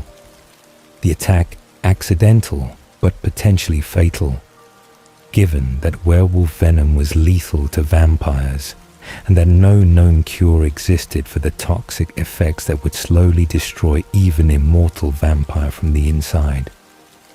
Damon faced his own death with resignation and dark humor that masked terror underneath. The awareness that he might actually die after 145 years of immortality, forcing him to confront what his existence had meant and whether he had accomplished anything worth the continued survival or simply wasted centuries being monster for no particular purpose. The deathbed scene with Elena became a pivotal moment in their relationship and in Damon's emotional development. His vulnerability and his honesty, stripping away all the defenses and the performances and the careful distance he usually maintained, allowing him to tell her things he had never said aloud about his feelings and his regrets, and his recognition that she had changed him into someone better than the person he had been when he returned to Mystic Falls. He confessed his love without expecting reciprocation or demanding response, simply offering truth because he was dying and because keeping secrets seemed pointless when he would be gone soon, and when this might be his only opportunity to let her know that she had mattered to him more than anyone had mattered since Catherine. The kiss they shared was tender and devastating. Elena's tears and her whispered words about how their relationship might have been different if they had met first, if Stefan had not been part of the equation, if timing and circumstances had aligned differently to allow them to explore what existed between them, without the complications of brotherhood and loyalty and prior commitments.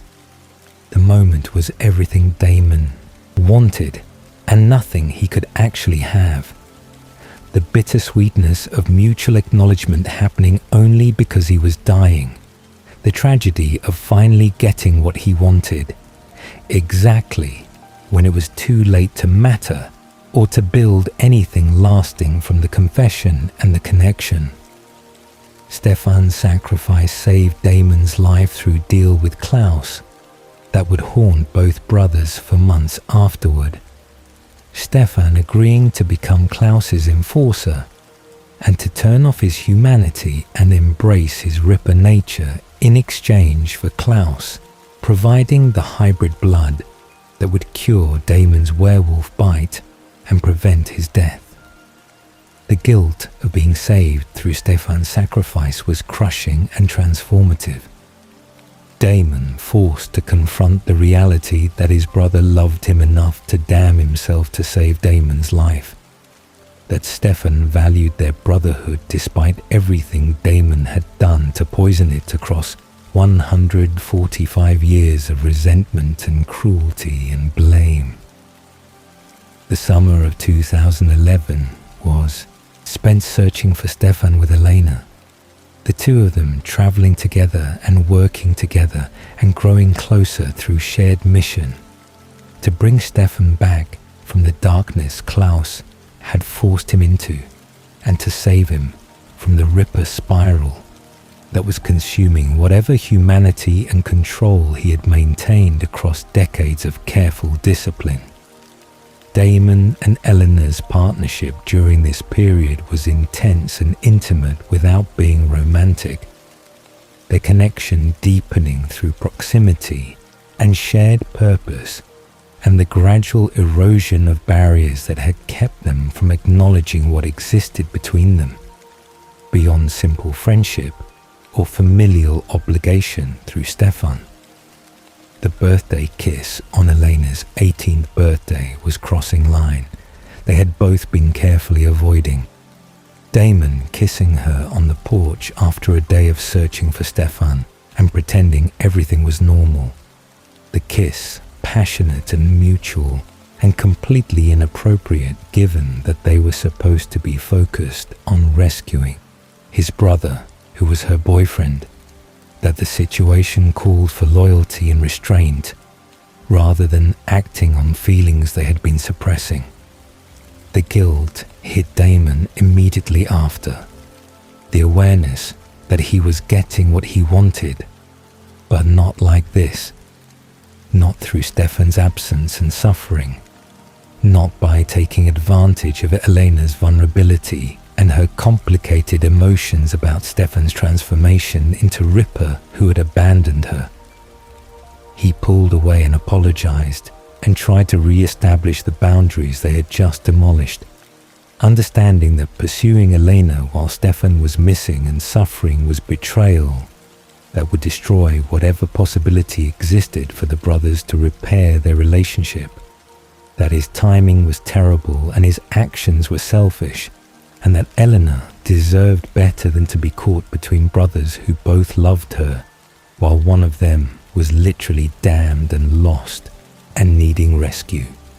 Working together to return Stefan to humanity once they finally located him and brought him back to Mystic Falls required coordination and patience and willingness to set aside the personal complications in service of larger goal of saving Stefan from himself and from Klaus's influence. Damon participated in the interventions and the careful manipulation required to flip Stefan's humanity switch back on, watching his brother struggle to return from the darkness and feeling complicated mixture of relief that Stefan was recovering and resentment that Elena's focus immediately returned to Stefan once he was capable of being in relationship again, that Damon's moment of possibility with her was closing as Stefan's humanity returned and their relationship resumed.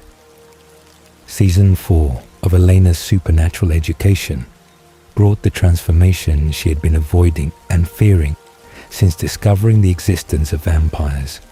Her death during Klaus's ritual, triggering the vampire blood in her system that Meredith Fell had given her to heal earlier injuries.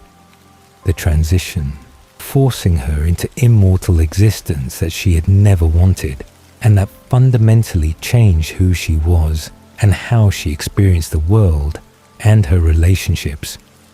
Damon watched her transformation with complicated mixture of relief that she had survived and guilt that her humanity was lost, understanding that becoming vampire meant losing the essential quality that had made her Elena, the warmth and the mortality and the genuine goodness that had inspired him to be better, and that had differentiated her so completely from Catherine's calculated cruelty. Elena's transition was difficult and chaotic in ways that newborn vampire experiences typically were. The bloodlust overwhelming and constant, the heightened emotions making everything feel more intense and less manageable, the fundamental adjustment to being predator rather than prey requiring complete reorganization of how she understood herself and her place in the world. She struggled with the violence and the hunger, with the awareness that she would have to kill to survive, or at minimum feed from humans, in ways that violated their autonomy and their safety, with the loss of her human life and her human future, and all the normal experiences she would never have, now that immortality stretched ahead endlessly. Damon became her teacher and her support through the transition in ways that brought them closer together and also revealed the depth of his understanding about what she was experiencing. His own traumatic transformation giving him empathy and insight that Stefan lacked despite his centuries of vampire existence. His willingness to be honest about the darkness and the difficulty rather than pretending that being vampire was romantic adventure or noble calling made him better guide for Eleanor's specific needs and fears. He taught her to feed and to hunt, taught her to manage the bloodlust through acceptance rather than denial, taught her that being vampire did not have to mean being monster, but that pretending the monster did not exist inside her would only make control harder and the inevitable failures more catastrophic. Their relationship shifted during this period from complicated mutual attraction constrained by Stefan into something more openly acknowledged and pursued. Elena making the choice to be with Damon rather than Stefan, choosing the brother who understood her darkness and her struggles rather than the one who wanted to preserve idealized version of who she had been as human. The choice felt like vindication and terror simultaneously for Damon, finally getting what he had wanted for years, but also understanding that Elena's decision might be influenced by her transition and by the sire bond that sometimes formed between vampire and the bloodline that created them, that her feelings might not be entirely her own or entirely real. The sire bond revelation was devastating precisely because it confirmed Damon's deepest fears about Elena's feelings and his own worthiness, the supernatural compulsion making her want to please him and making her emotions toward him potentially artificial rather than genuine. The possibility that everything she said and felt was a result of magical influence rather than authentic choice, destroying his ability to trust or enjoy the relationship he had fought so hard to achieve. The sire bond meant that Elena was supernaturally inclined to make Damon happy and to follow his suggestions and to organize her desires around his preferences, the magical equivalent of compulsion operating on emotional level rather than through direct commands. Learning about the sire bond from Tyler Lockwood, who had experienced similar bond with Klaus, made the situation impossible to ignore or rationalize away. The evidence too clear and the mechanics too well understood for Damon. To pretend that Elena's choice was entirely free or entirely hers, when supernatural forces were influencing her feelings and her decisions in ways neither of them had recognized or acknowledged. The knowledge poisoned every moment of happiness and every expression of love. Damon unable to believe her when she said she loved him, because the sire bond meant those feelings might be manufactured rather than real, might disappear the moment the bond was broken, and she was free to choose without magical interference. His devastation manifested as withdrawal and self-sabotage. Damon pulling away from Elena, even as she tried to convince him that her feelings were real and predated the sire bond, that the supernatural connection had not created her love, but had simply intensified what already existed between them before her transformation. He could not believe her reassurances because believing meant risking everything on possibility that she was right, that the bond had not fabricated her emotions, that she would still choose him even after the magical influence was removed and she was completely free. The decision to break the sire bond required Damon to willingly give up the relationship and the certainty of Elena's presence and affection, telling her to turn her humanity back on when the time came as way to sever the supernatural connection and allow her to make genuine choice about who she wanted to be with and whether her feelings for him would survive without magical reinforcement. The choice was painful and terrifying, willingly destroying the thing he wanted most because having it under false pretenses was worse than not having it at all, because Elena deserved autonomy and genuine choice, even if that choice meant she would leave him for Stefan or for someone else entirely. Breaking the sire bond took months and required specific magical intervention, but eventually the supernatural connection was severed and Eleanor was free to choose without any magical influence affecting her emotions or her decisions about the Salvatore brothers. The period after the bond broke was tense and uncertain.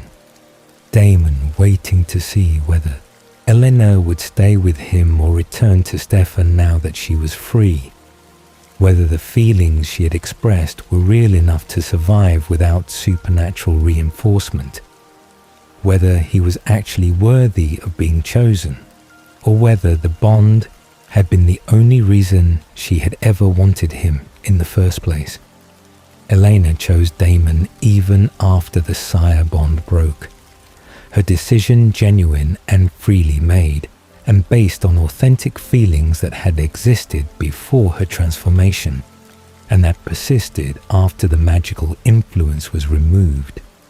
Her explanation that she had fallen in love with him gradually, and despite her best intentions providing the reassurance and the validation Damon needed to believe that the relationship was real and worth investing in, without the constant fear that it was built on supernatural manipulation rather than mutual genuine affection.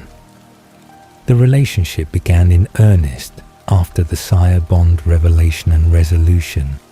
Damon and Eleanor together officially and openly, with Stefan's painful acceptance and the acknowledgement from everyone involved that the triangle had finally resolved in Damon's favor, that Eleanor had made her choice, and that choice was the brother who had always been considered less worthy and less good, and less deserving of her love. The happiness was real but constantly threatened by Damon's fundamental insecurity and his terror of losing what he had finally achieved, his awareness that he was not good enough for her, and that eventually she would recognize this truth and leave him for someone better. Season 5 brought new threats and new complications. The college years providing brief illusion of normalcy before supernatural dangers reasserted themselves and reminded everyone that immortality meant constant vigilance and endless conflicts with creatures and organizations that viewed vampires as threats or resources or subjects for experimentation. Meeting Aaron Whitmore connected Damon to his past and to the Augustine society that had tortured him in the 1950s. The revelation that the experiments had continued across decades and that Aaron was descendant of the family that had funded the torture, bringing back memories and trauma Damon had tried to bury beneath violence and distance. Dr. Wes Maxfield represented the current iteration of Augustine research, the scientist continuing the experiments on vampires with funding from the Whitmore family and with goals that range from understanding vampire biology to creating biological weapons that could control or destroy supernatural creatures more efficiently. Damon's capture and imprisonment in the Augustine cells beneath Whitmore College was reliving of his worst trauma, being back in the place where he had been tortured and where he had betrayed Enzo. The physical pain of the experiments less devastating than the psychological torture of being helpless and trapped again after decades of freedom and power. Elena fought to save him with desperation that demonstrated her love was genuine and deep, her willingness to risk everything to rescue him from the Augustine facility, proving that she valued him and their relationship enough to face significant danger and to prioritize his survival over her own safety. The rescue was successful, but the damage was already done. Damon's time in captivity, re-triggering old wounds and old fears and old defense mechanisms that made him more volatile and more dangerous, even after he was physically free from the cells and the experiments. Enzo's return was complicated by their history and by Damon's guilt about leaving him behind in 1958, Lorenzo St. John, having survived decades more torture and having escaped eventually only to track down the friend who had abandoned him and demand explanations or revenge or acknowledgement of the betrayal. The reunion was tense and painful. Enzo's anger justified and Damon's guilt overwhelming. Their friendship fractured by what had happened and by the decades of suffering Damon's choice had caused. The question of whether reconciliation was possible hanging over every interaction. The revelation of what Damon had done to escape Augustine in the 50s came out through Enzo's accusations and through Damon's reluctant admissions. The specific details of how he had left Enzo behind and why he had made that choice, and what he had told himself to justify the abandonment, all contributing to portrait of Damon as fundamentally selfish and survival-focused, even in relationships that should have mattered enough to inspire self-sacrifice. The shame was crushing and inescapable. Damon forced to confront his own cowardice and his consistent pattern of choosing self-preservation over loyalty whenever the stakes became high enough. Their complicated reconciliation happened gradually and incompletely. Enzo accepting that Damon had been afraid and desperate, but not fully forgiving the betrayal. Their renewed friendship carrying the weight of what had been done, and the awareness that trust, once broken, could be repaired, but never fully restored to its original state. They worked together despite the tension, their shared history, and their mutual understanding of Augustine torture, creating bond that survived even the betrayal and the decades of suffering it had caused. Aaron Whitmore's death at Damon's hands was murder, rather than accident or necessary violence. Damon killing him deliberately as revenge for Augustine experiments and for the Whitmore family's role in his torture. The decision to kill innocent descendant rather than the actual perpetrators, demonstrating that Damon's darkness and his capacity for cruelty had not been fully transformed by Elena's influence or by his attempts to be a better person.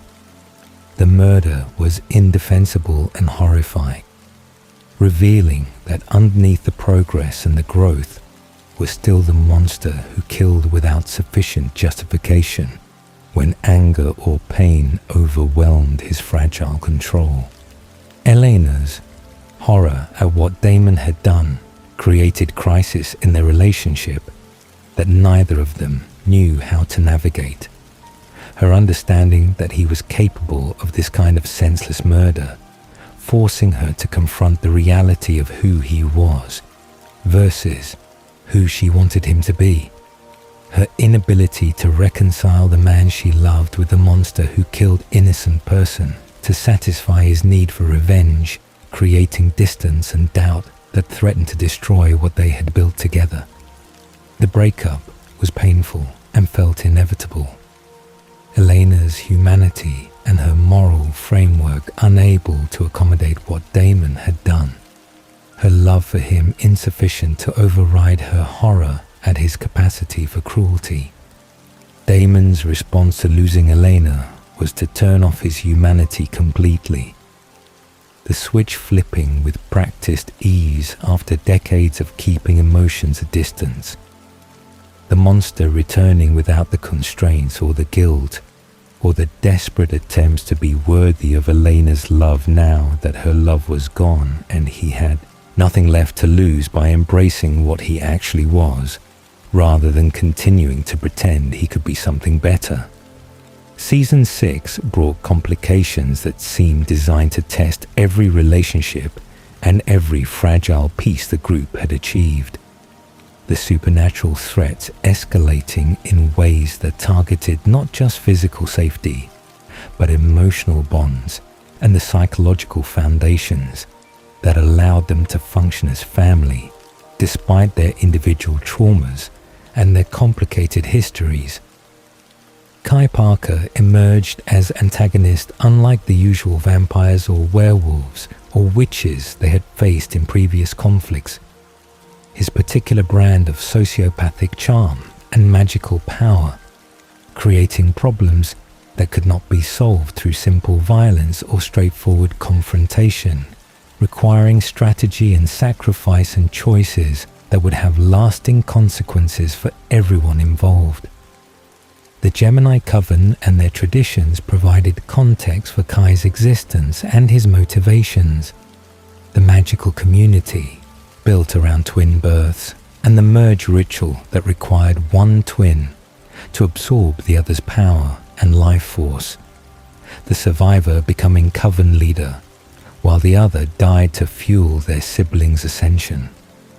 Kai was supposed to merge with his twin Joe, but had instead killed most of his siblings and been imprisoned in 1894 prison world as punishment for his sociopathic violence and his refusal to accept the Coven's judgment about his worthiness to lead. The magical prison trapping him in single repeating day for decades of subjective experience that had only intensified his madness and his hatred.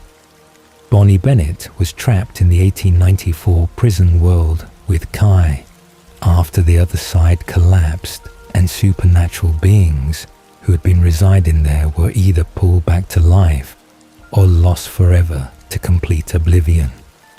Her magical power, the key to escaping the prison world, but also the reason Kai kept her alive rather than killing her immediately to prevent any possibility of his continued imprisonment. The months Bonnie spent trapped there with only Kai for company was psychological torture. Her isolation and her fear and her desperate attempts to find escape while managing the constant threat of the sociopath, who alternated between charming companionship and casual cruelty, depending on his mood and his calculations about what served his interests. Damon ended up in the prison world as well, through magical accident and desperate attempt to save Bonnie, his presence changing the dynamics and providing Bonnie with ally who understood her situation and who was motivated to escape not just for his own sake but to return to Eleanor and to the life he had built in the real world. The time Damon and Bonnie spent together in the prison world transformed their relationship from mutual hostility and barely concealed resentment into genuine friendship, built on shared suffering and mutual dependence and the kind of honesty that comes from having no one else to talk to and nothing to lose by admitting fears and weaknesses. Their growing friendship was unexpected and profound. Bonnie seeing sides of Damon that he rarely showed to anyone, and Damon recognizing Bonnie's strength and her worth in ways he had failed to acknowledge when he was busy resenting her for being obstacle to his plans or judging his choices. They celebrated multiple birthdays together in the prison world, made pancakes and watched terrible television, and tried to maintain some semblance of normalcy while working desperately to find magical solution that would allow them both to escape and return to Mystic Falls and the people they loved. The betrayal by Kai when they finally found the way out was devastating precisely because Damon had allowed himself to trust that all three of them would escape together, that the temporary alliance and the shared goal would be honored even by sociopath, who had no real capacity for loyalty or genuine human connection. Kai left Bonnie behind deliberately and with casual cruelty, taking the magic they had assembled and escaping to the real world while leaving Bonnie trapped alone in the prison world. Damon's desperate attempts to go back for her failing as the window closed, and the escape route sealed behind them. Damon's guilt over abandoning Bonnie was overwhelming and all-consuming. The awareness that he had gotten out while she remained trapped in the prison world alone, creating responsibility and obligation he could not escape or rationalize away. The friendship they had built making her suffering his personal failure rather than simply unfortunate casualty of Kai's betrayal. He obsessed over finding a way to bring her back, working with every magical resource and every supernatural contact to identify a method for reopening the prison world and rescuing Bonnie from the isolation and the endless repeating day that would drive anyone mad eventually. Kai's escape to the real world brought immediate danger to the Gemini Coven and to Mystic Falls more broadly. The sociopathic witch pursuing his original goal of merging with his twin Joe and taking leadership of the Coven, despite being completely unfit for such responsibility, and despite the threat he represented to everyone around him. The conflict with Kai required temporary alliances and strategic planning, trying to stop him from achieving the merge, while also working to rescue Bonnie and to protect the innocents who would inevitably become collateral damage in Kai's pursuit of power and revenge against the family that had imprisoned him. The merge situation with the younger Gemini twins Luke and Liv created impossible choices about who would survive and who would die. The magical requirement that one twin absorb the other, meaning that one of them had to die for the other to live and to prevent the Coven from losing its leadership line entirely. Luke's sacrifice to save his sister Liv was heroic and heartbreaking, the young witch choosing to let Liv absorb him rather than forcing her to die. His death demonstrating the kind of selfless love that Damon still struggled to understand or embody, despite his progress and his attempts to be a better person. Kai's revenge after his failed merge attempt and his continued pursuit of power manifested in the curse he placed on Eleanor Gilbert as punishment for the role she and her friends had played in opposing him and thwarting his plans. The sleeping curse was particularly cruel and specifically designed to hurt Damon in the most devastating way possible. Kai linking Eleanor's life to Bonnie's through magical spell that meant Eleanor would sleep until Bonnie died. That waking Eleanor required killing Bonnie. That Damon could not have both the women he loved and had to choose between his best friend and his romantic partner. The spell meant that Eleanor would sleep for 60 or 70 years minimum, given Bonnie's age and her presumed natural lifespan as witch with normal human longevity. Decades of Elena's existence lost to magical slumber, while the world changed around her and everyone she loved aged and died and moved on without her presence or participation. The cruelty was exquisite and specifically targeted. Kai understanding exactly how to hurt Damon most effectively and choosing punishment that would create decades of suffering rather than quick death or simple physical pain. The terrible choice Kai had created was impossible to navigate ethically or emotionally. Damon faced with decision between killing his best friend to wake the woman he loved or accepting that Elena would sleep for decades while he and Bonnie lived and aged and eventually died themselves. The awareness that he could theoretically wake Elena by killing Bonnie created constant temptation and constant moral test. The possibility always present that he could end his suffering and Elena's imprisonment by making single terrible choice that would destroy his friendship and his own sense of self, and any claim he had to being better than the monster he had been for most of his immortal existence, The goodbye at the hospital was devastating and incomplete.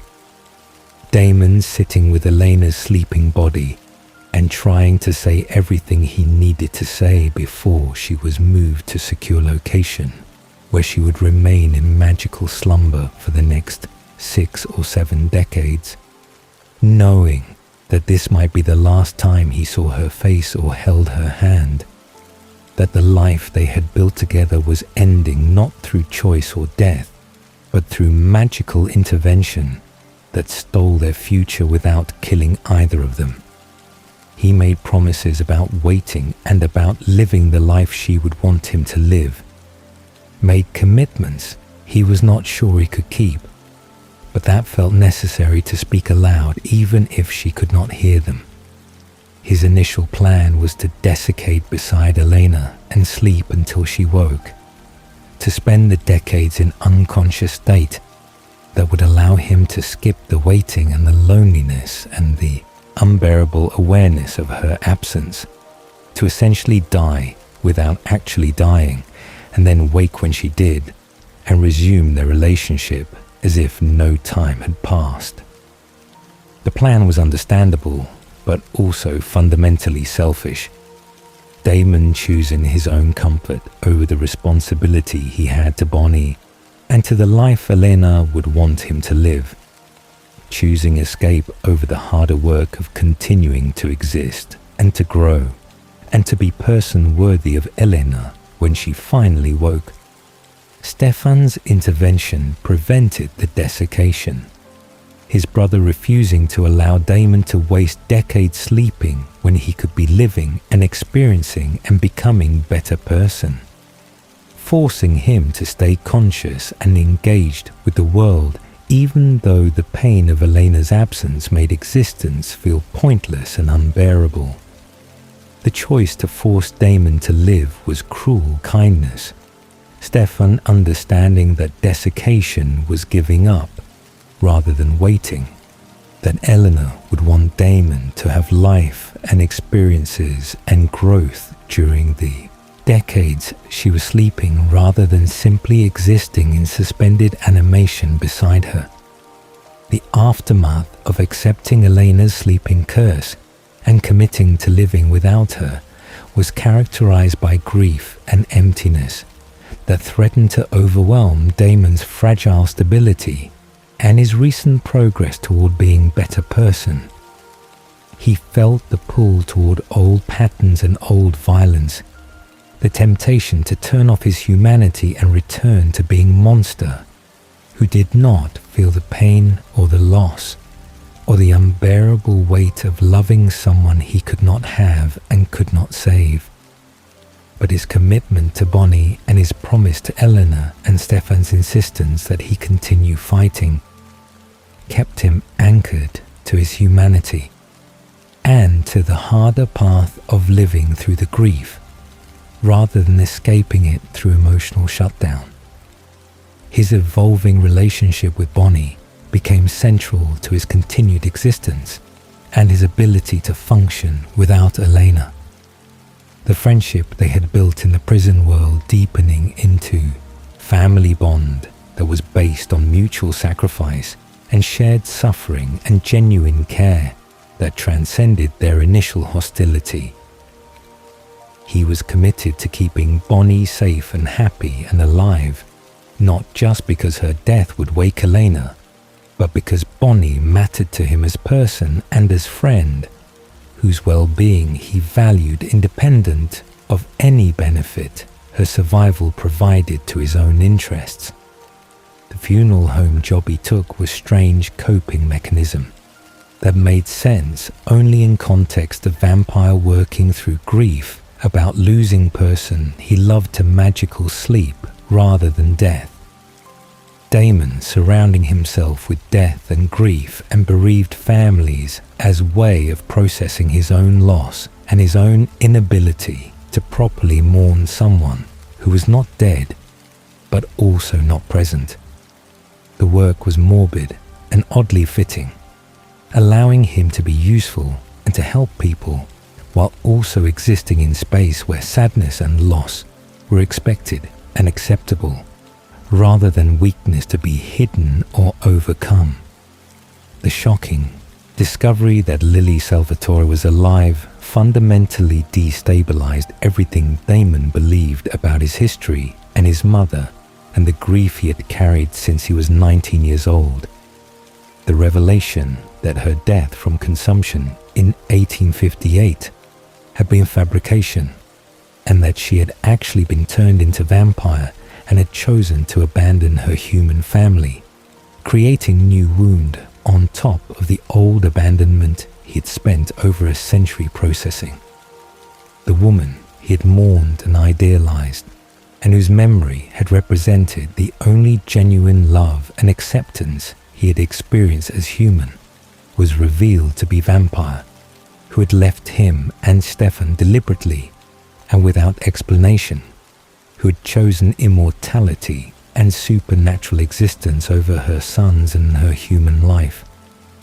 Lily's return to Mystic Falls brought with her the heretics, her adopted family of vampire witch hybrids who'd been imprisoned in the 1893 prison world for over a century, and whom she had spent decades trying to rescue and reunite with. The magical beings who possess both vampire abilities and witch powers, making them uniquely dangerous and uniquely important to Lily, who viewed them as her children and her family in ways she had never viewed Damon and Stefan during their human lives.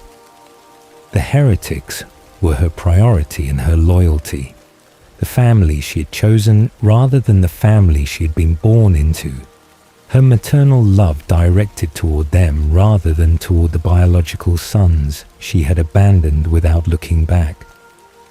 Damon's emotional turmoil over his mother's return manifested as desperate need for her approval, and her love mixed with rage at her abandonment and her continued preference for the heretics over her actual children. His behavior cycling between attempts to connect with her and please her and violent rejection of her authority and her attempts to integrate herself back into his life as if decades of absence could be erased through simple presence. He wanted her to love him and to choose him and to acknowledge that abandoning him had been wrong and had caused damage. But Lily seemed incapable of understanding or caring about the emotional reality of what she had done. To her sons, by leaving them with Giuseppe and disappearing into vampire existence without explanation. The heretics themselves were a complicated group with individual personalities and agendas, their century in the prison world creating bonds and dynamics that outsiders could not easily understand or penetrate, their loyalty to Lily absolute and their suspicion of Damon and Stefan immediate and deeply rooted. They viewed the Salvatore brothers as threats to their family structure and as competition for Lily's attention and resources. Their resentment of Damon and Stefan's biological claim to Lily's maternal affection, creating tension that occasionally erupted into violence or confrontation that required Lily's intervention to prevent actual warfare between her chosen family and her biological sons. Valerie Toole was among the heretics and carried her own complicated history with Stefan that predated the current conflict.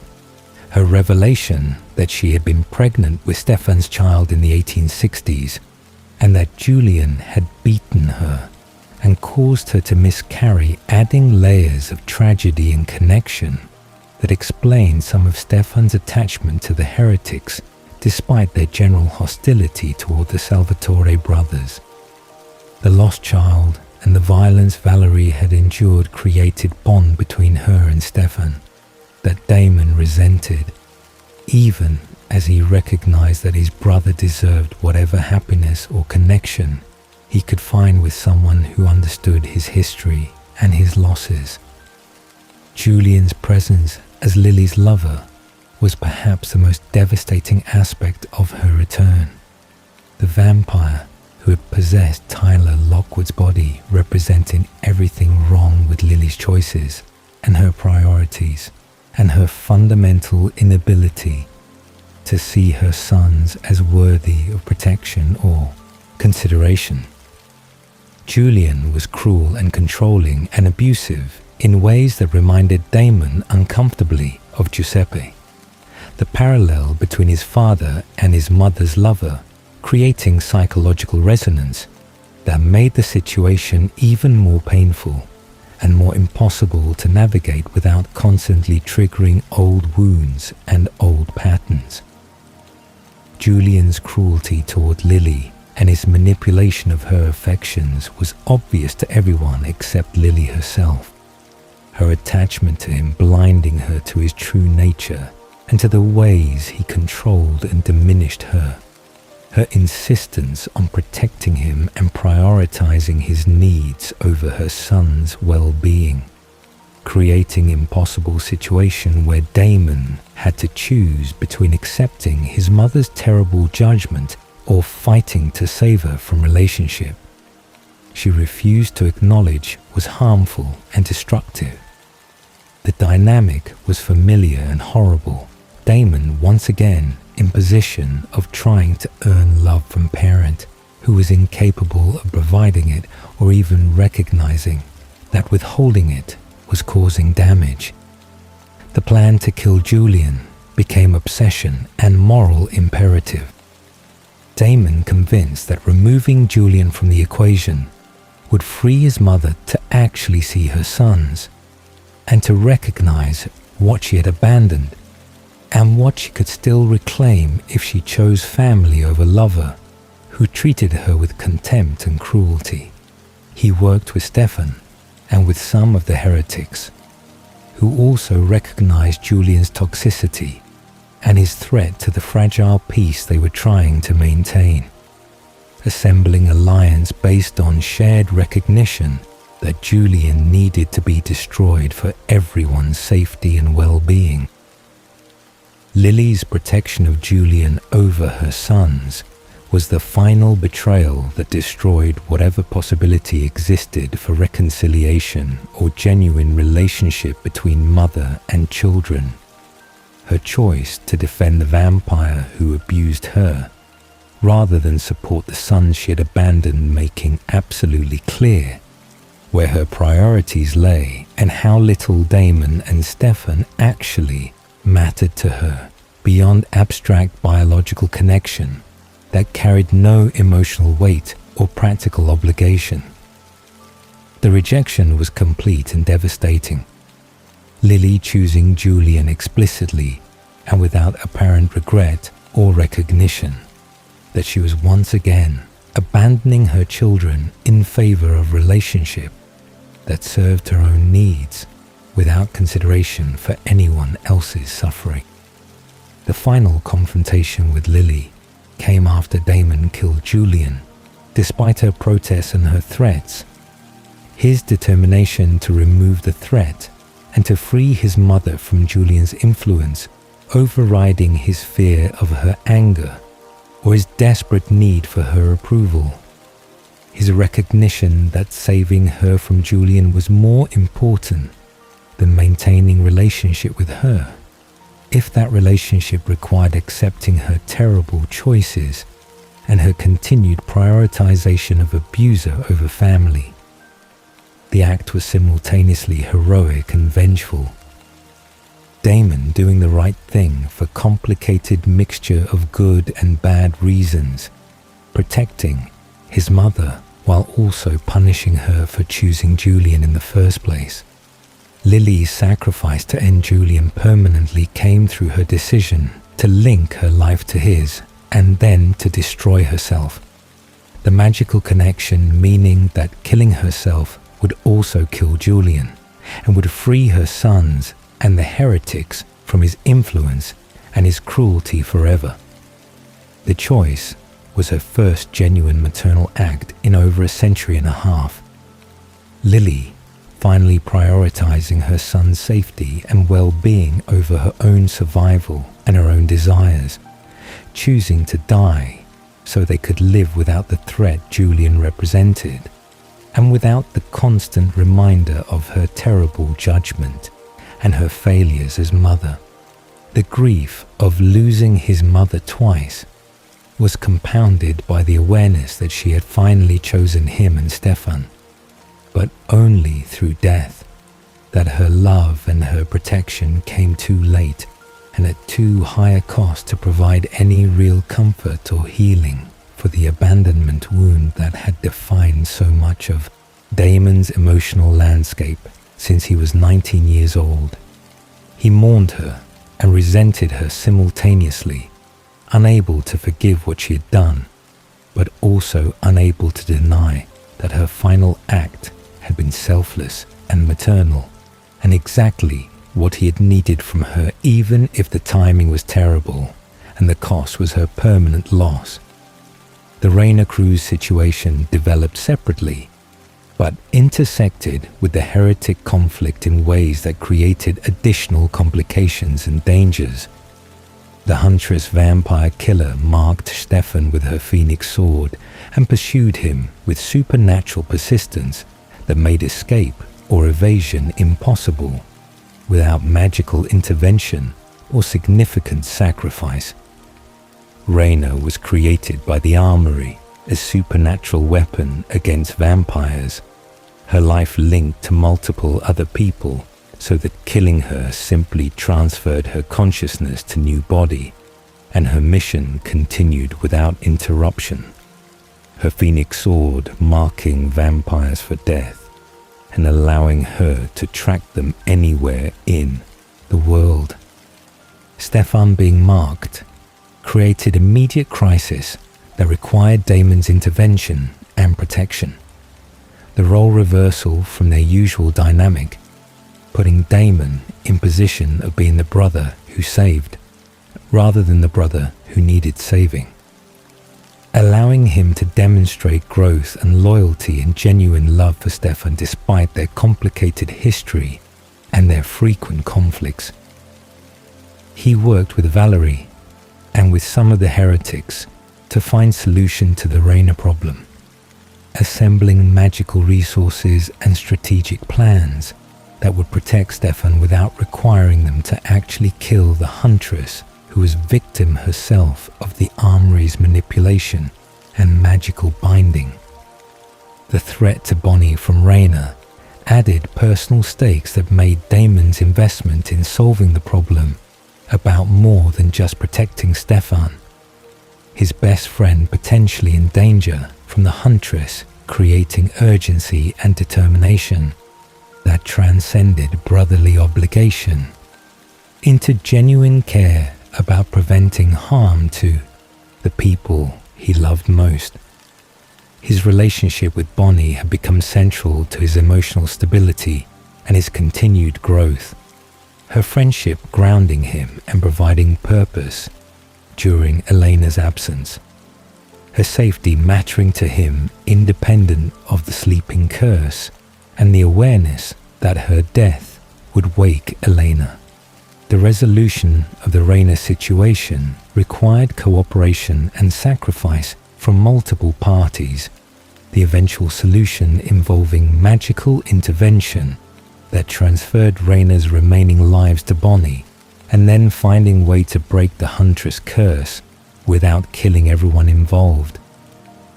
The complexity of the magical mechanics and the various competing interests made the situation nearly impossible to navigate successfully. But Damon's determination to protect both Stefan and Bonnie drove him to find creative solutions and to make temporary alliances that would have seemed impossible given the various feuds and conflicts that characterized their relationships with the heretics and with the armory itself. Season 8 brought the final major supernatural threat that would test Damon's hard-won progress and his commitment to being a better person. The armory and its mysterious vault containing evil that predated modern vampire society and that represented danger unlike anything the group had faced in previous conflicts with individual vampires or witches, or organized supernatural factions. The armory itself was ancient organization dedicated to cataloging and containing supernatural artifacts and creatures that pose threats to humanity, or to the delicate balance between the supernatural world and the mundane human society that existed in ignorance of the monsters and the magic that operated just beneath the surface of normal reality. Bonnie Bennett and Damon opened the vault despite explicit warnings and despite understanding that whatever was sealed inside had been imprisoned for very good reasons by people who understood supernatural threats and who would not have gone to such extreme measures to contain something unless that something was genuinely dangerous and genuinely impossible to destroy through conventional means. The decision to open the vault came from desperation and from belief that whatever was inside might provide answers or solutions to other problems they were facing. The calculation proving catastrophically wrong when the entity sealed within escaped and immediately began causing damage that would ripple forward through months of conflict and suffering. Sybil emerged from the vault as ancient siren with psychic abilities that allowed her to control minds and manipulate memories and compel obedience from even powerful vampires who should have been immune to normal forms of mental influence.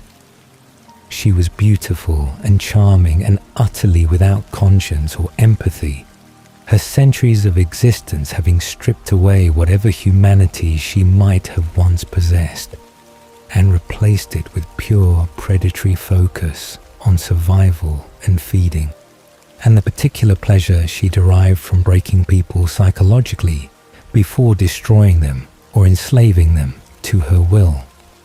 Sybil's psychic control over Damon was immediate and absolute, her power overwhelming his mental defenses and his will and his sense of self, turning him into servant and weapon who followed her commands without question or resistance.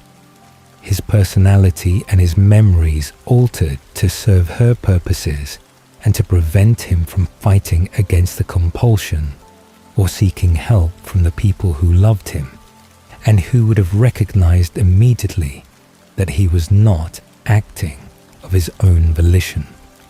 The enslavement was violation that went beyond simple mind control into fundamental erasure of identity and agency. Sybil rewriting Damon's understanding of himself and his history to make him loyal servant rather than independent person with his own goals and relationships. The compulsion to forget Elena was perhaps the cruelest aspect of Sybil's control.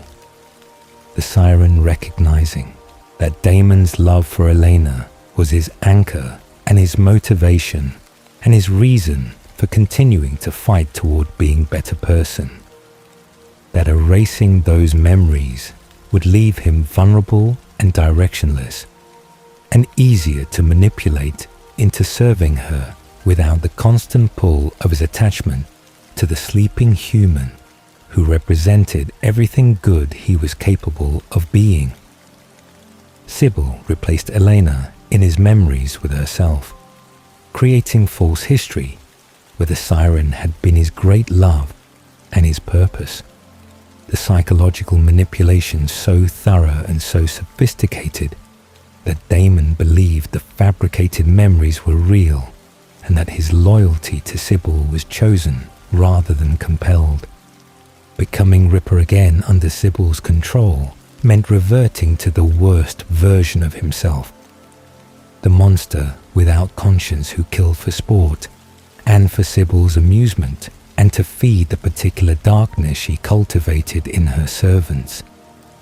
All the progress and all the growth and all the hard-won humanity stripped away by psychic compulsion that made him incapable of accessing his own moral framework or his own understanding of right and wrong. He killed and manipulated and served Sybil without apparent remorse or resistance, the perfect weapon and the perfect toy. His considerable intelligence and his vampire abilities directed toward purposes that served only Sybil's interests and her entertainment. Stefan and Caroline's attempts to save Damon from Sybil's control were complicated by not fully understanding the mechanism of her power or the extent of her influence. Their efforts to reach him and to remind him of who he actually was meeting with failure after failure as Sybil's compulsion proved stronger than their appeals to his better nature or his memories of the people he loved. They tried reasoning with him and restraining him and forcing him to confront evidence that contradicted Sybil's implanted memories, each attempt failing because Sybil's psychic hold was too complete and too deeply embedded to be broken through simple exposure to truth or emotional appeals. Enzo fell under Sybil's control as well, his presence as fellow servant creating dynamic where Damon had companion in his slavery and someone who understood the compulsion and the inability to resist even when some part of consciousness remained aware that what they were doing was wrong and harmful and contrary to who they actually were beneath Sybil's influence. The two of them worked together as Sybil's enforcers and her hunters, their friendship twisted into shared servitude, their considerable combined abilities making them extremely effective and extremely dangerous tools for whatever purposes Sybil directed them toward. Bonnie's heartbreak at watching Enzo serve Sybil was particularly devastating given that she and Enzo had developed a romantic relationship before the vault opening. Her love for him making his enslavement personal tragedy rather than simply a strategic problem to be solved. Her desperate attempts to reach him and to break Sybil's hold motivated by genuine emotion and by refusal to accept that the man she loved was permanently lost to psychic compulsion that seemed unbreakable through any means they had attempted.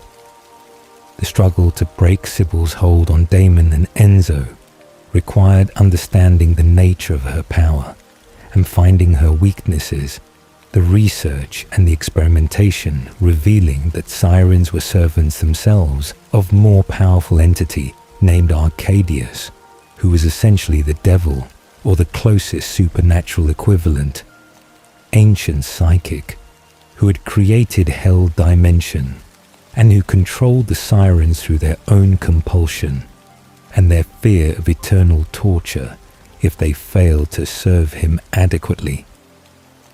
Understanding this hierarchy provided potential avenue for breaking Sybil's control by going after her master rather than fighting her directly.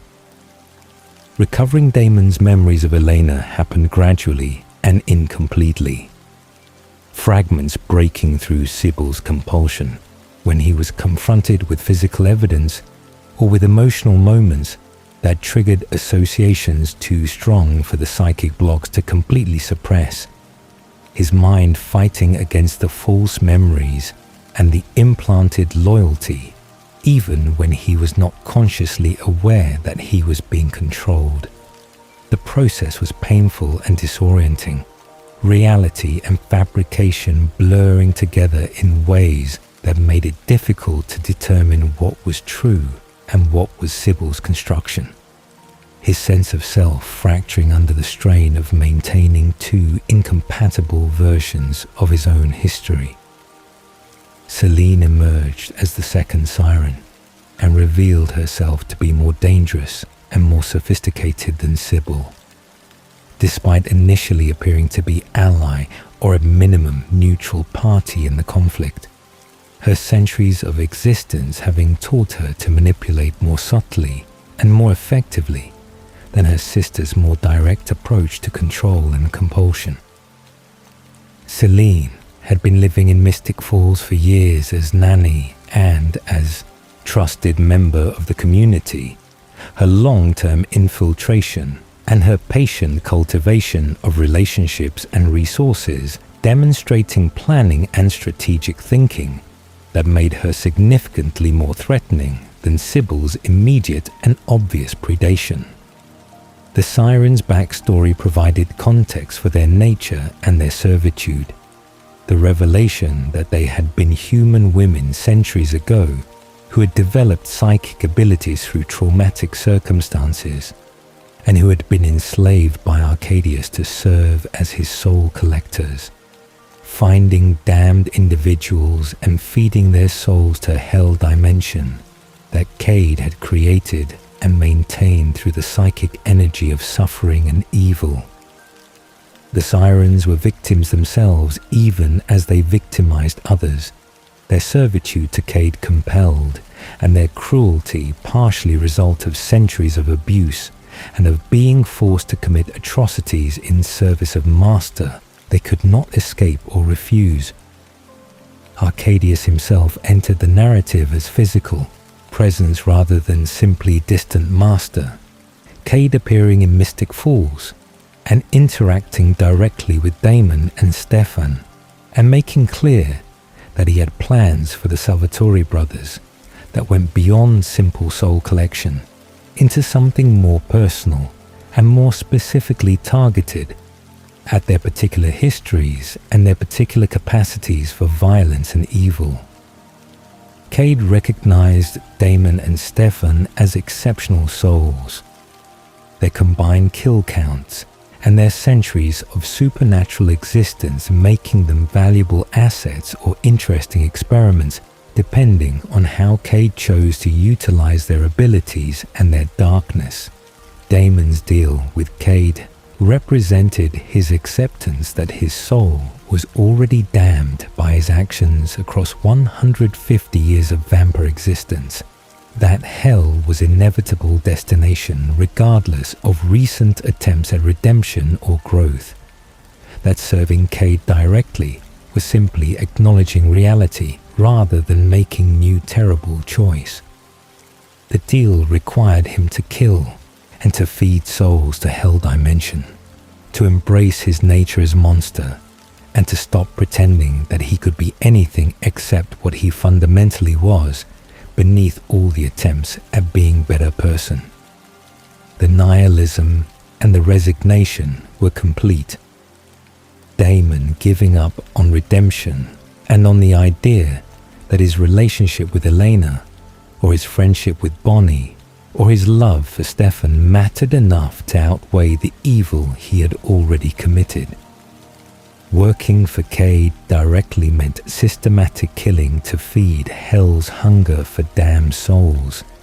Damon selecting victims based on Cade's criteria and delivering them to eternal torture with efficiency that demonstrated he had not lost his capacity for violence or his ability to shut off moral considerations when serving master who demanded absolute obedience and who punished failure with immediate and devastating consequences. The work was horrifying and familiar. Damon, reverting to patterns he had established in his early decades as vampire when humanity was firmly switched off and killing was mechanical action rather than moral choice.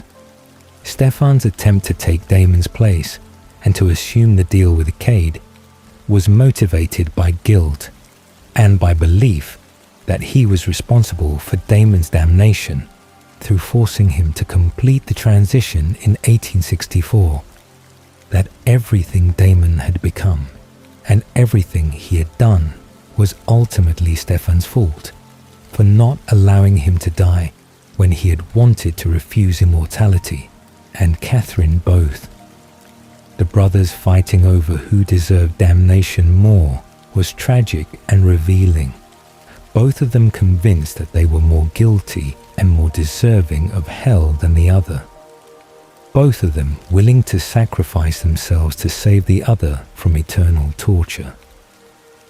Stefan's humanity switch flipping off as part of his deal with Cade brought back the Ripper in full force.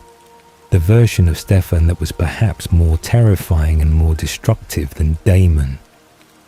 At his worst, because Stefan's Ripper mode combined systematic violence with complete emotional detachment, and with a particular horror of watching someone who tried so hard to be good completely abandon all moral constraints. The Ripper killed efficiently and creatively. Stefan's intelligence and his self-control when applied to murder rather than to restraint, making him extraordinarily effective and extraordinarily dangerous weapon for Cade's purposes. Damon's mission became getting Stefan's humanity back on and saving his brother from the Ripper spiral that had consumed him. The role reversal complete as Damon fought to redeem Stefan, the way Stefan had fought to redeem Damon across decades of their complicated relationship. The process required understanding what triggered Stefan's humanity and what made him care enough to turn the switch back on. Damon, using his knowledge of his brother and his understanding of what mattered to Stefan to craft intervention that would break through the emotional shutdown and force him to feel again. The plan to kill Cade and destroy hell itself emerged as the only solution that would free both brothers from their deals and from the eternal damnation that awaited them if they continued serving the devil and feeding souls to dimension built entirely on suffering and torture. Bonnie's power as Bennett Witch was key to everything.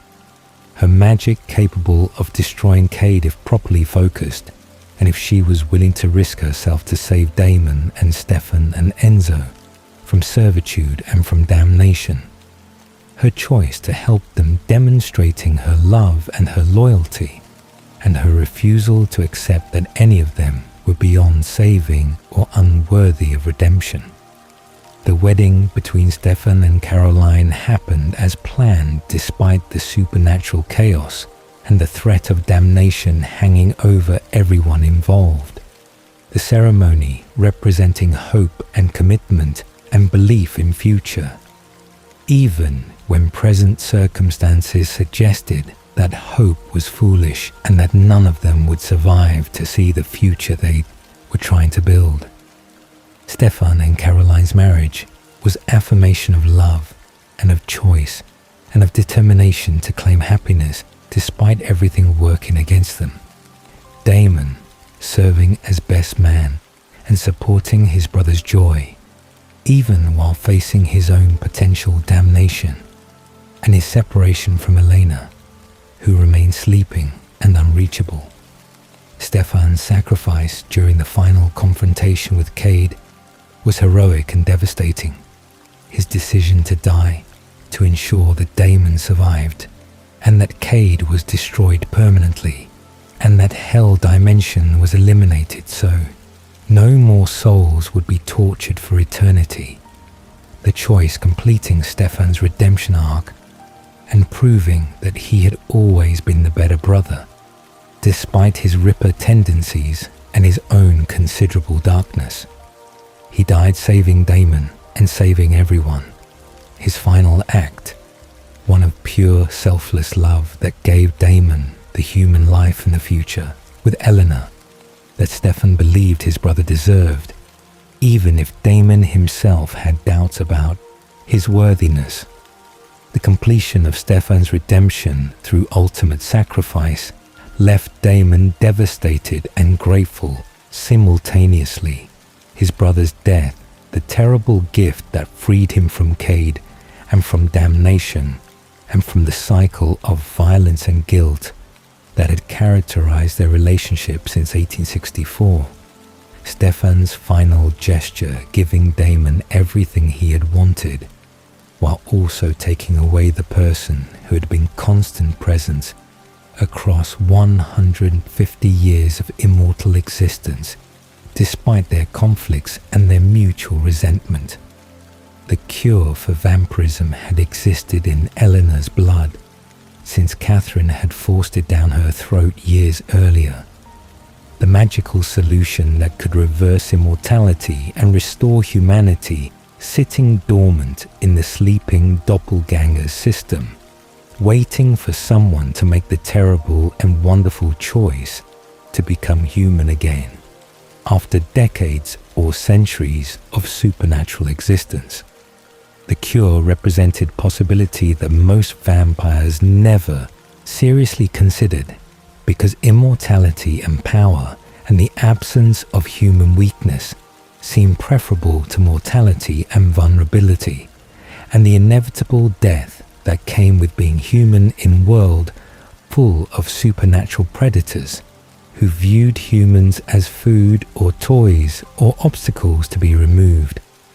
Damon's decision to take the cure was not impulsive or romantic gesture, but rather carefully considered choice based on wanting to build actual human life with Elena, rather than maintaining vampire existence that would eventually mean watching her age and die, while he remained frozen at 25 years old physically.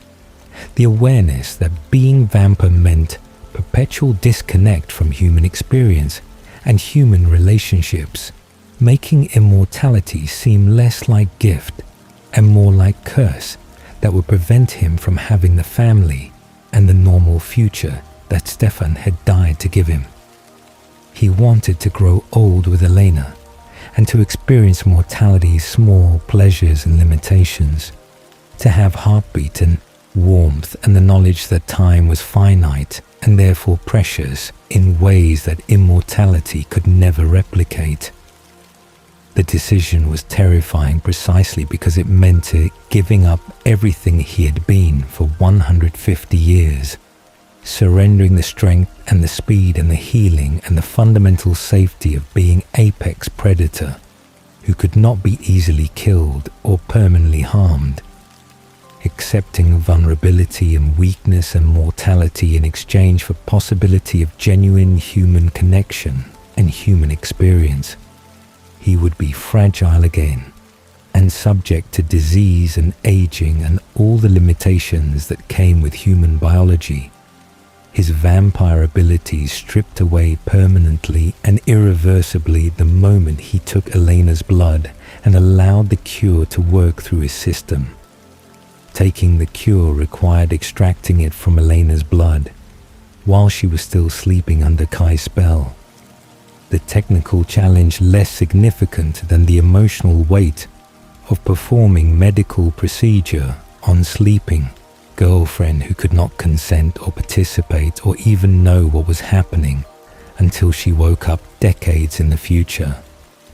Bonnie helped with the extraction using her magical abilities and her medical knowledge. The process careful and precise to ensure they got enough cure to work while also leaving Eleanor's body intact and undamaged. The awareness that any mistake could harm her, making everyone involved extraordinarily cautious and deliberate. The actual moment of taking the cure and feeling it work through his system was disorienting and painful in ways Damon had not fully anticipated, despite understanding intellectually what would happen. His vampire nature being stripped away and his human biology reasserting itself after 150 years of supernatural existence felt like dying and being reborn simultaneously. Every cell in his body changing and reverting to mortal state that was both familiar and completely foreign after so long as immortal predator. He felt his heart beating without having to will it to beat for appearances, felt warmth returning to skin that had been cold as marble for over a century, felt hunger and thirst and fatigue in ways that vampires never experienced. Becoming human again at 25 years old physically meant he would age from this point forward, but would have decades of normal human lifespan ahead of him if he avoided accidents or illness or violence. the mortality both frightening and strangely liberating. The knowledge that his time was limited, making each moment feel more significant and more worth savoring than the endless, repetitive nights of immortal existence where nothing truly mattered because there was always more time and always another century to waste. He was human and mortal and alive in ways he had not been since 1864. The transformation complete and irreversible, and exactly what he had chosen, despite the fear and the uncertainty. The adjustment to human weakness and limitation was difficult and frustrating.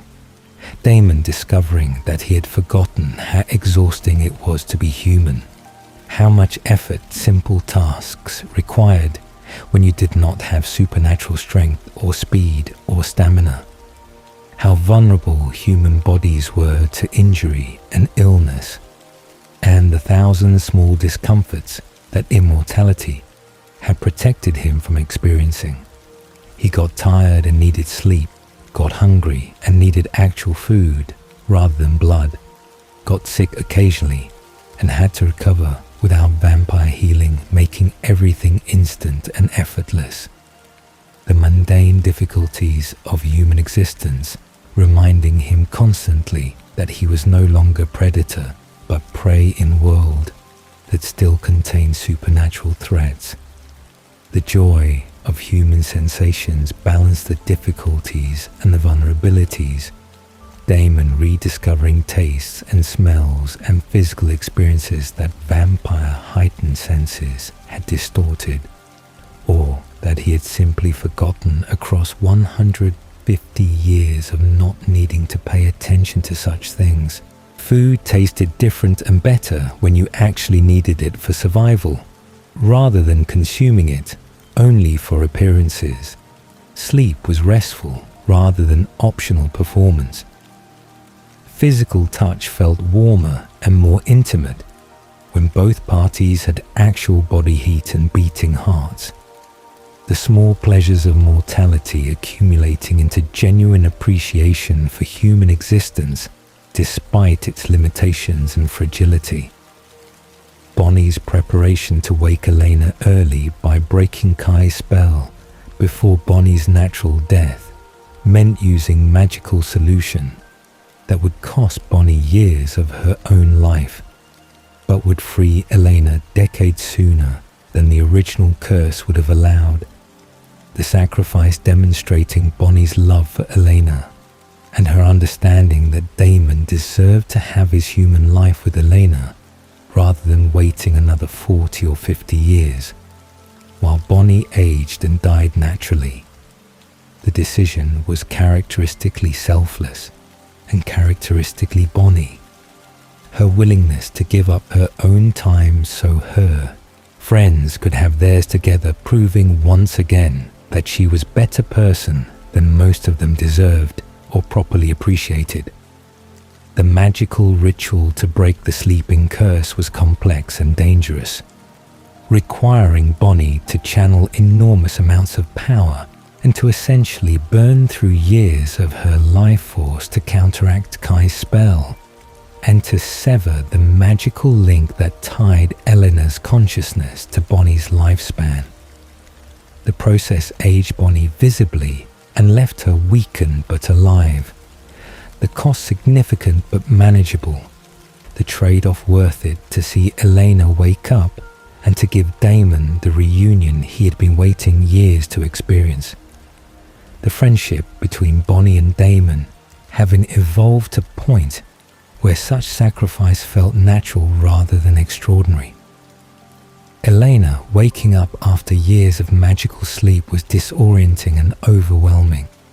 Her last conscious memory being Kai's attack and the knowledge that she would sleep until Bonnie died.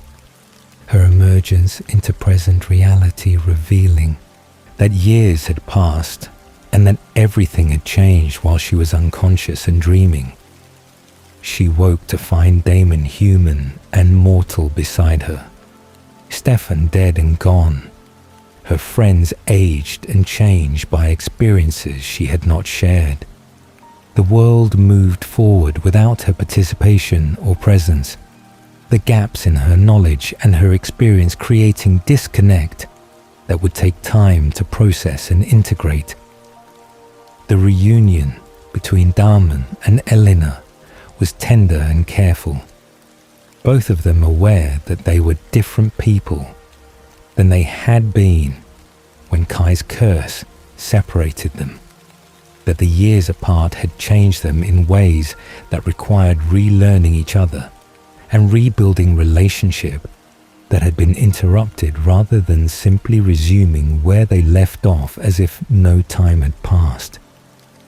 Damon was human now and mortal and carrying grief about Stefan's death and gratitude for Bonnie's sacrifice. Elena was waking to a world where her brother-in-law was dead and her friends had lived entire portion of their lives without her. The adjustment requiring patience and communication and willingness to be vulnerable about the changes and the losses. Both being human now created different dynamic than their previous relationship, where power, imbalance and immortality difference had always been present even when unacknowledged, their mutual vulnerability and mutual mortality making them equals in ways they had never been when Damon was vampire and Elena was human, or when Elena was vampire and Damon was planning to take the cure.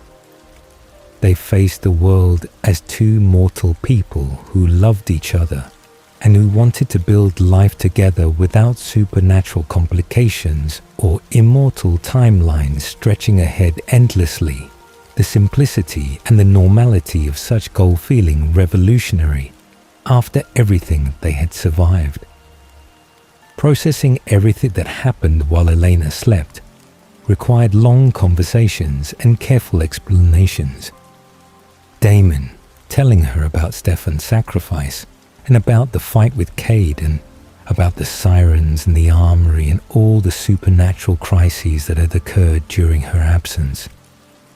Elena sharing her dreams and her experiences of magical sleep and her grief and missing so much time and so many important moments in the lives of people she loved. They mourned Stefan together and celebrated Bonnie's sacrifice together and tried to figure out what their human lives would look like now that immortality and supernatural obligations were no longer structuring their choices and their futures.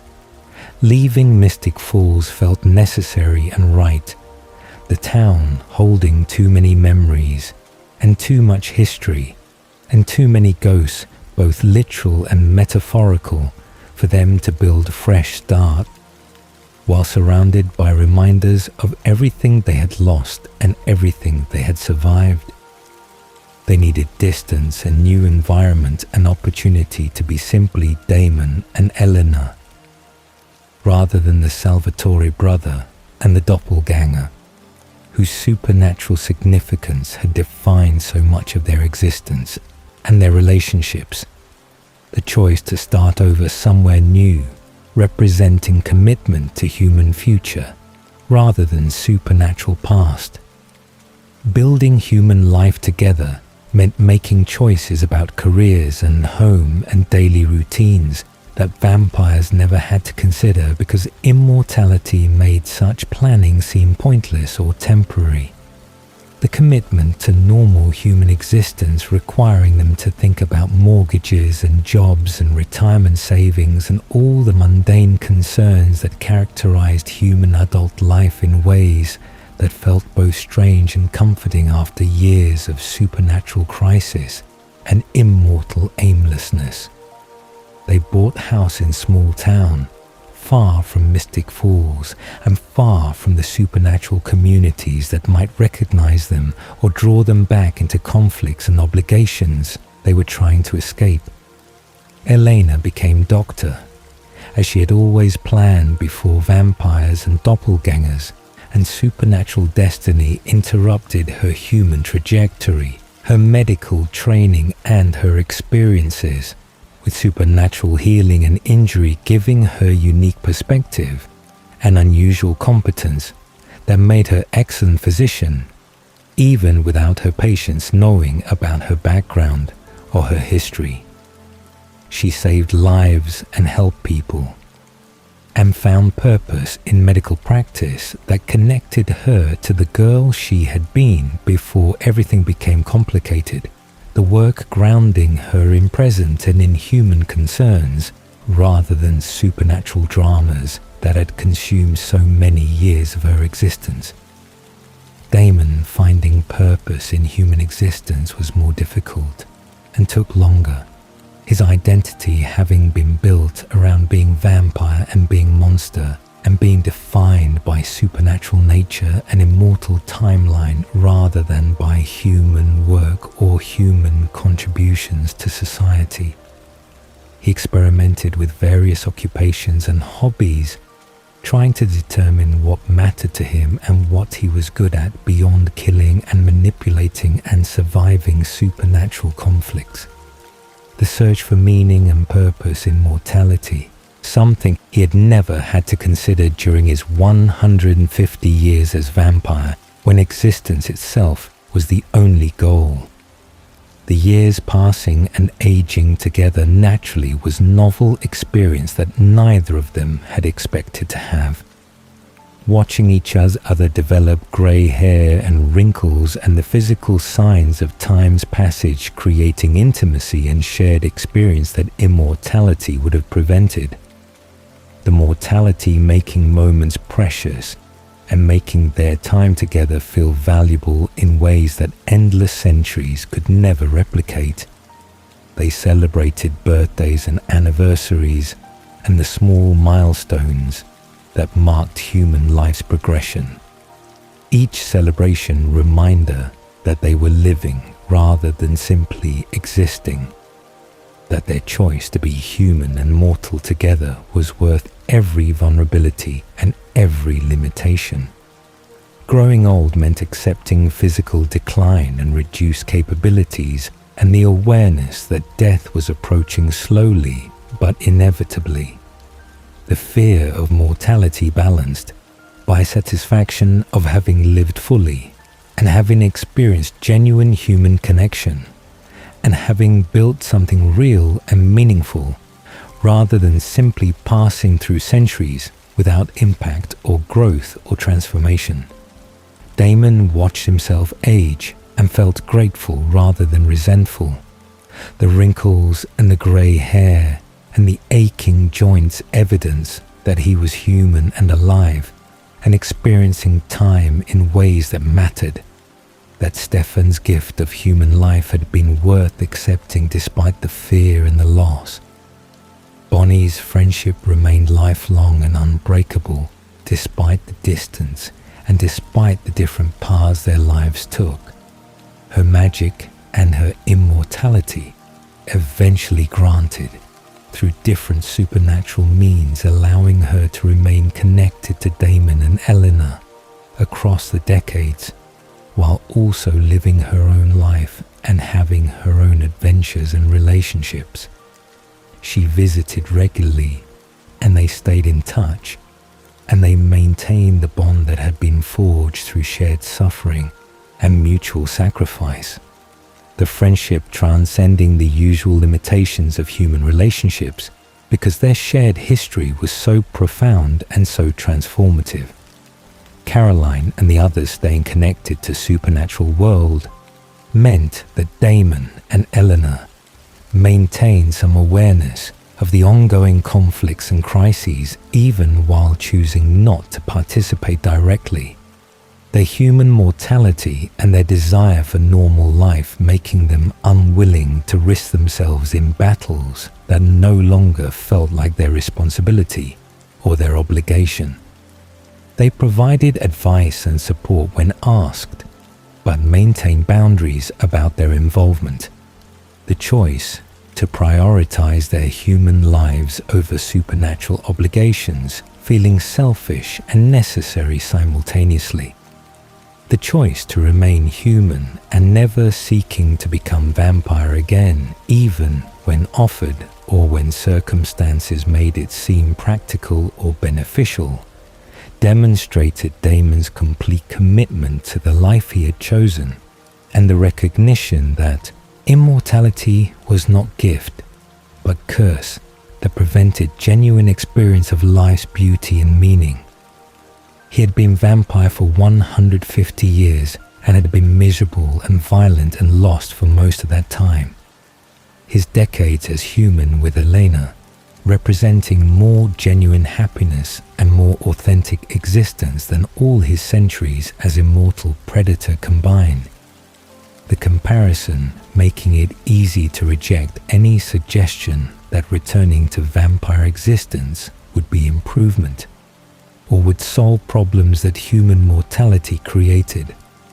And so Damon Salvatore's story reaches its natural conclusion in the way that all human stories must end, with death that comes gently after long life well lived, with a peace that eluded him for 150 years as vampire finally achieved through mortality and love, and the recognition that redemption was possible even for monsters who had committed terrible sins and caused immeasurable suffering across centuries of selfish violence and deliberate cruelty.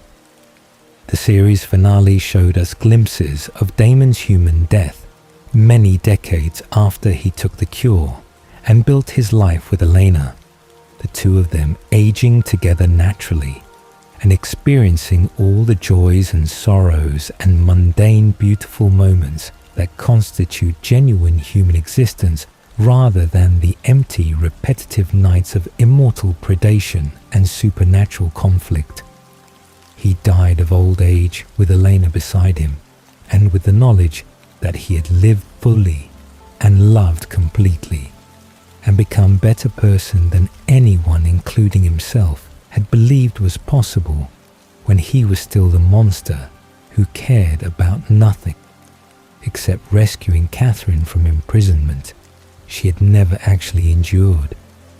The reunion with Stefan in the afterlife was everything Damon needed and everything their complicated relationship had been building toward across 150 years of resentment and love and mutual sacrifice.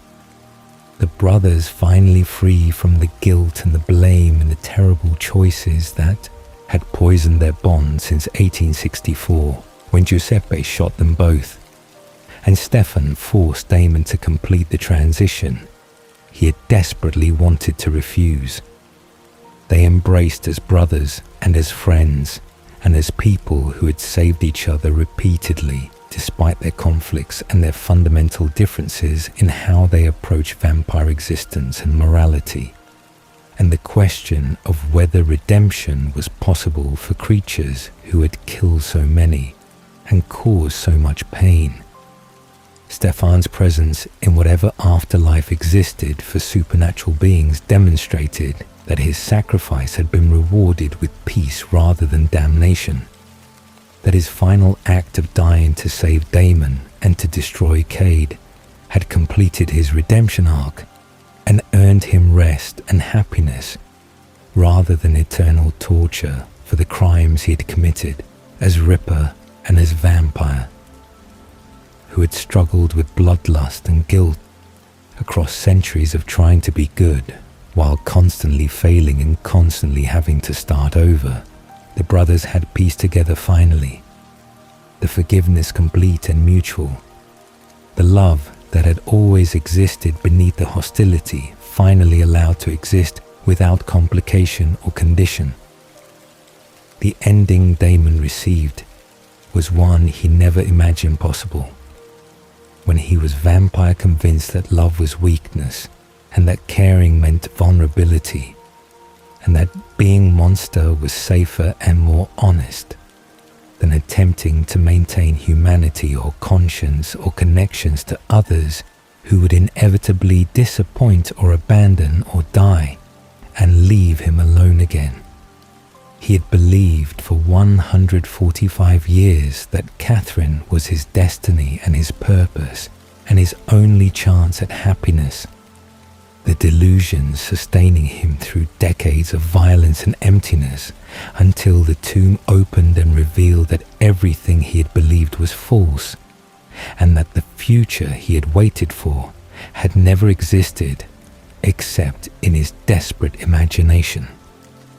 But Eleanor had shown him different possibility and different kind of love, one based on genuine connection rather than manipulation, on mutual growth rather than obsession, on choosing to be better because someone believed he could be, rather than remaining frozen in patterns established during darkest moments of grief and transformation. She had seen through his performances and his cruelty to the man underneath who was capable of change and worthy of love despite everything he had done and everything he had been. Her faith in him, making it possible for him to have faith in himself and to believe that redemption was achievable rather than simply abstract concept that applied to other people, but never to monsters like him. Stefan's gift of human life through his ultimate sacrifice had given Damon everything he actually needed, rather than everything he thought he wanted. The decades of mortality with Elena representing more genuine happiness and more authentic existence than centuries of immortal power and supernatural ability ever provided or ever could have provided, given that immortality without love or purpose or growth was simply endless repetition of same empty nights stretching forward into meaningless infinity. His brother had understood what Damon needed better than Damon understood himself, had recognized that humanity and mortality and the chance to build normal life were more valuable than strength or immortality, or the safety of being predator rather than prey. Eleanor's gift was showing him that he could be better, and that being better was not weakness but strength, that opening himself to love and to friendship and to genuine connection required more courage than remaining closed off and cruel and safe behind walls he had built to protect himself from pain that caring inevitably brought. She had demanded better from him and had believed he was capable of meeting those demands, her expectations simultaneously challenging and affirming, making him want to be worthy of her love, while also recognizing that her love was not conditional on his perfection, but was offered freely despite his flaws and his failures. Bonnie's gift was friendship without judgment and second chances when he did not deserve them, and loyalty that transcended their initial hostility and their fundamental differences in values and priorities. Her willingness to sacrifice years of her own life so he could have his human existence with Elena, demonstrating love that was as profound and as significant as any romantic connection, even though their relationship was platonic and based on mutual respect rather than attraction or desire. She had become family in ways that transcended blood or obligation.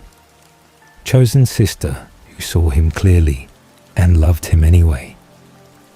The transformation from monster to man was complete.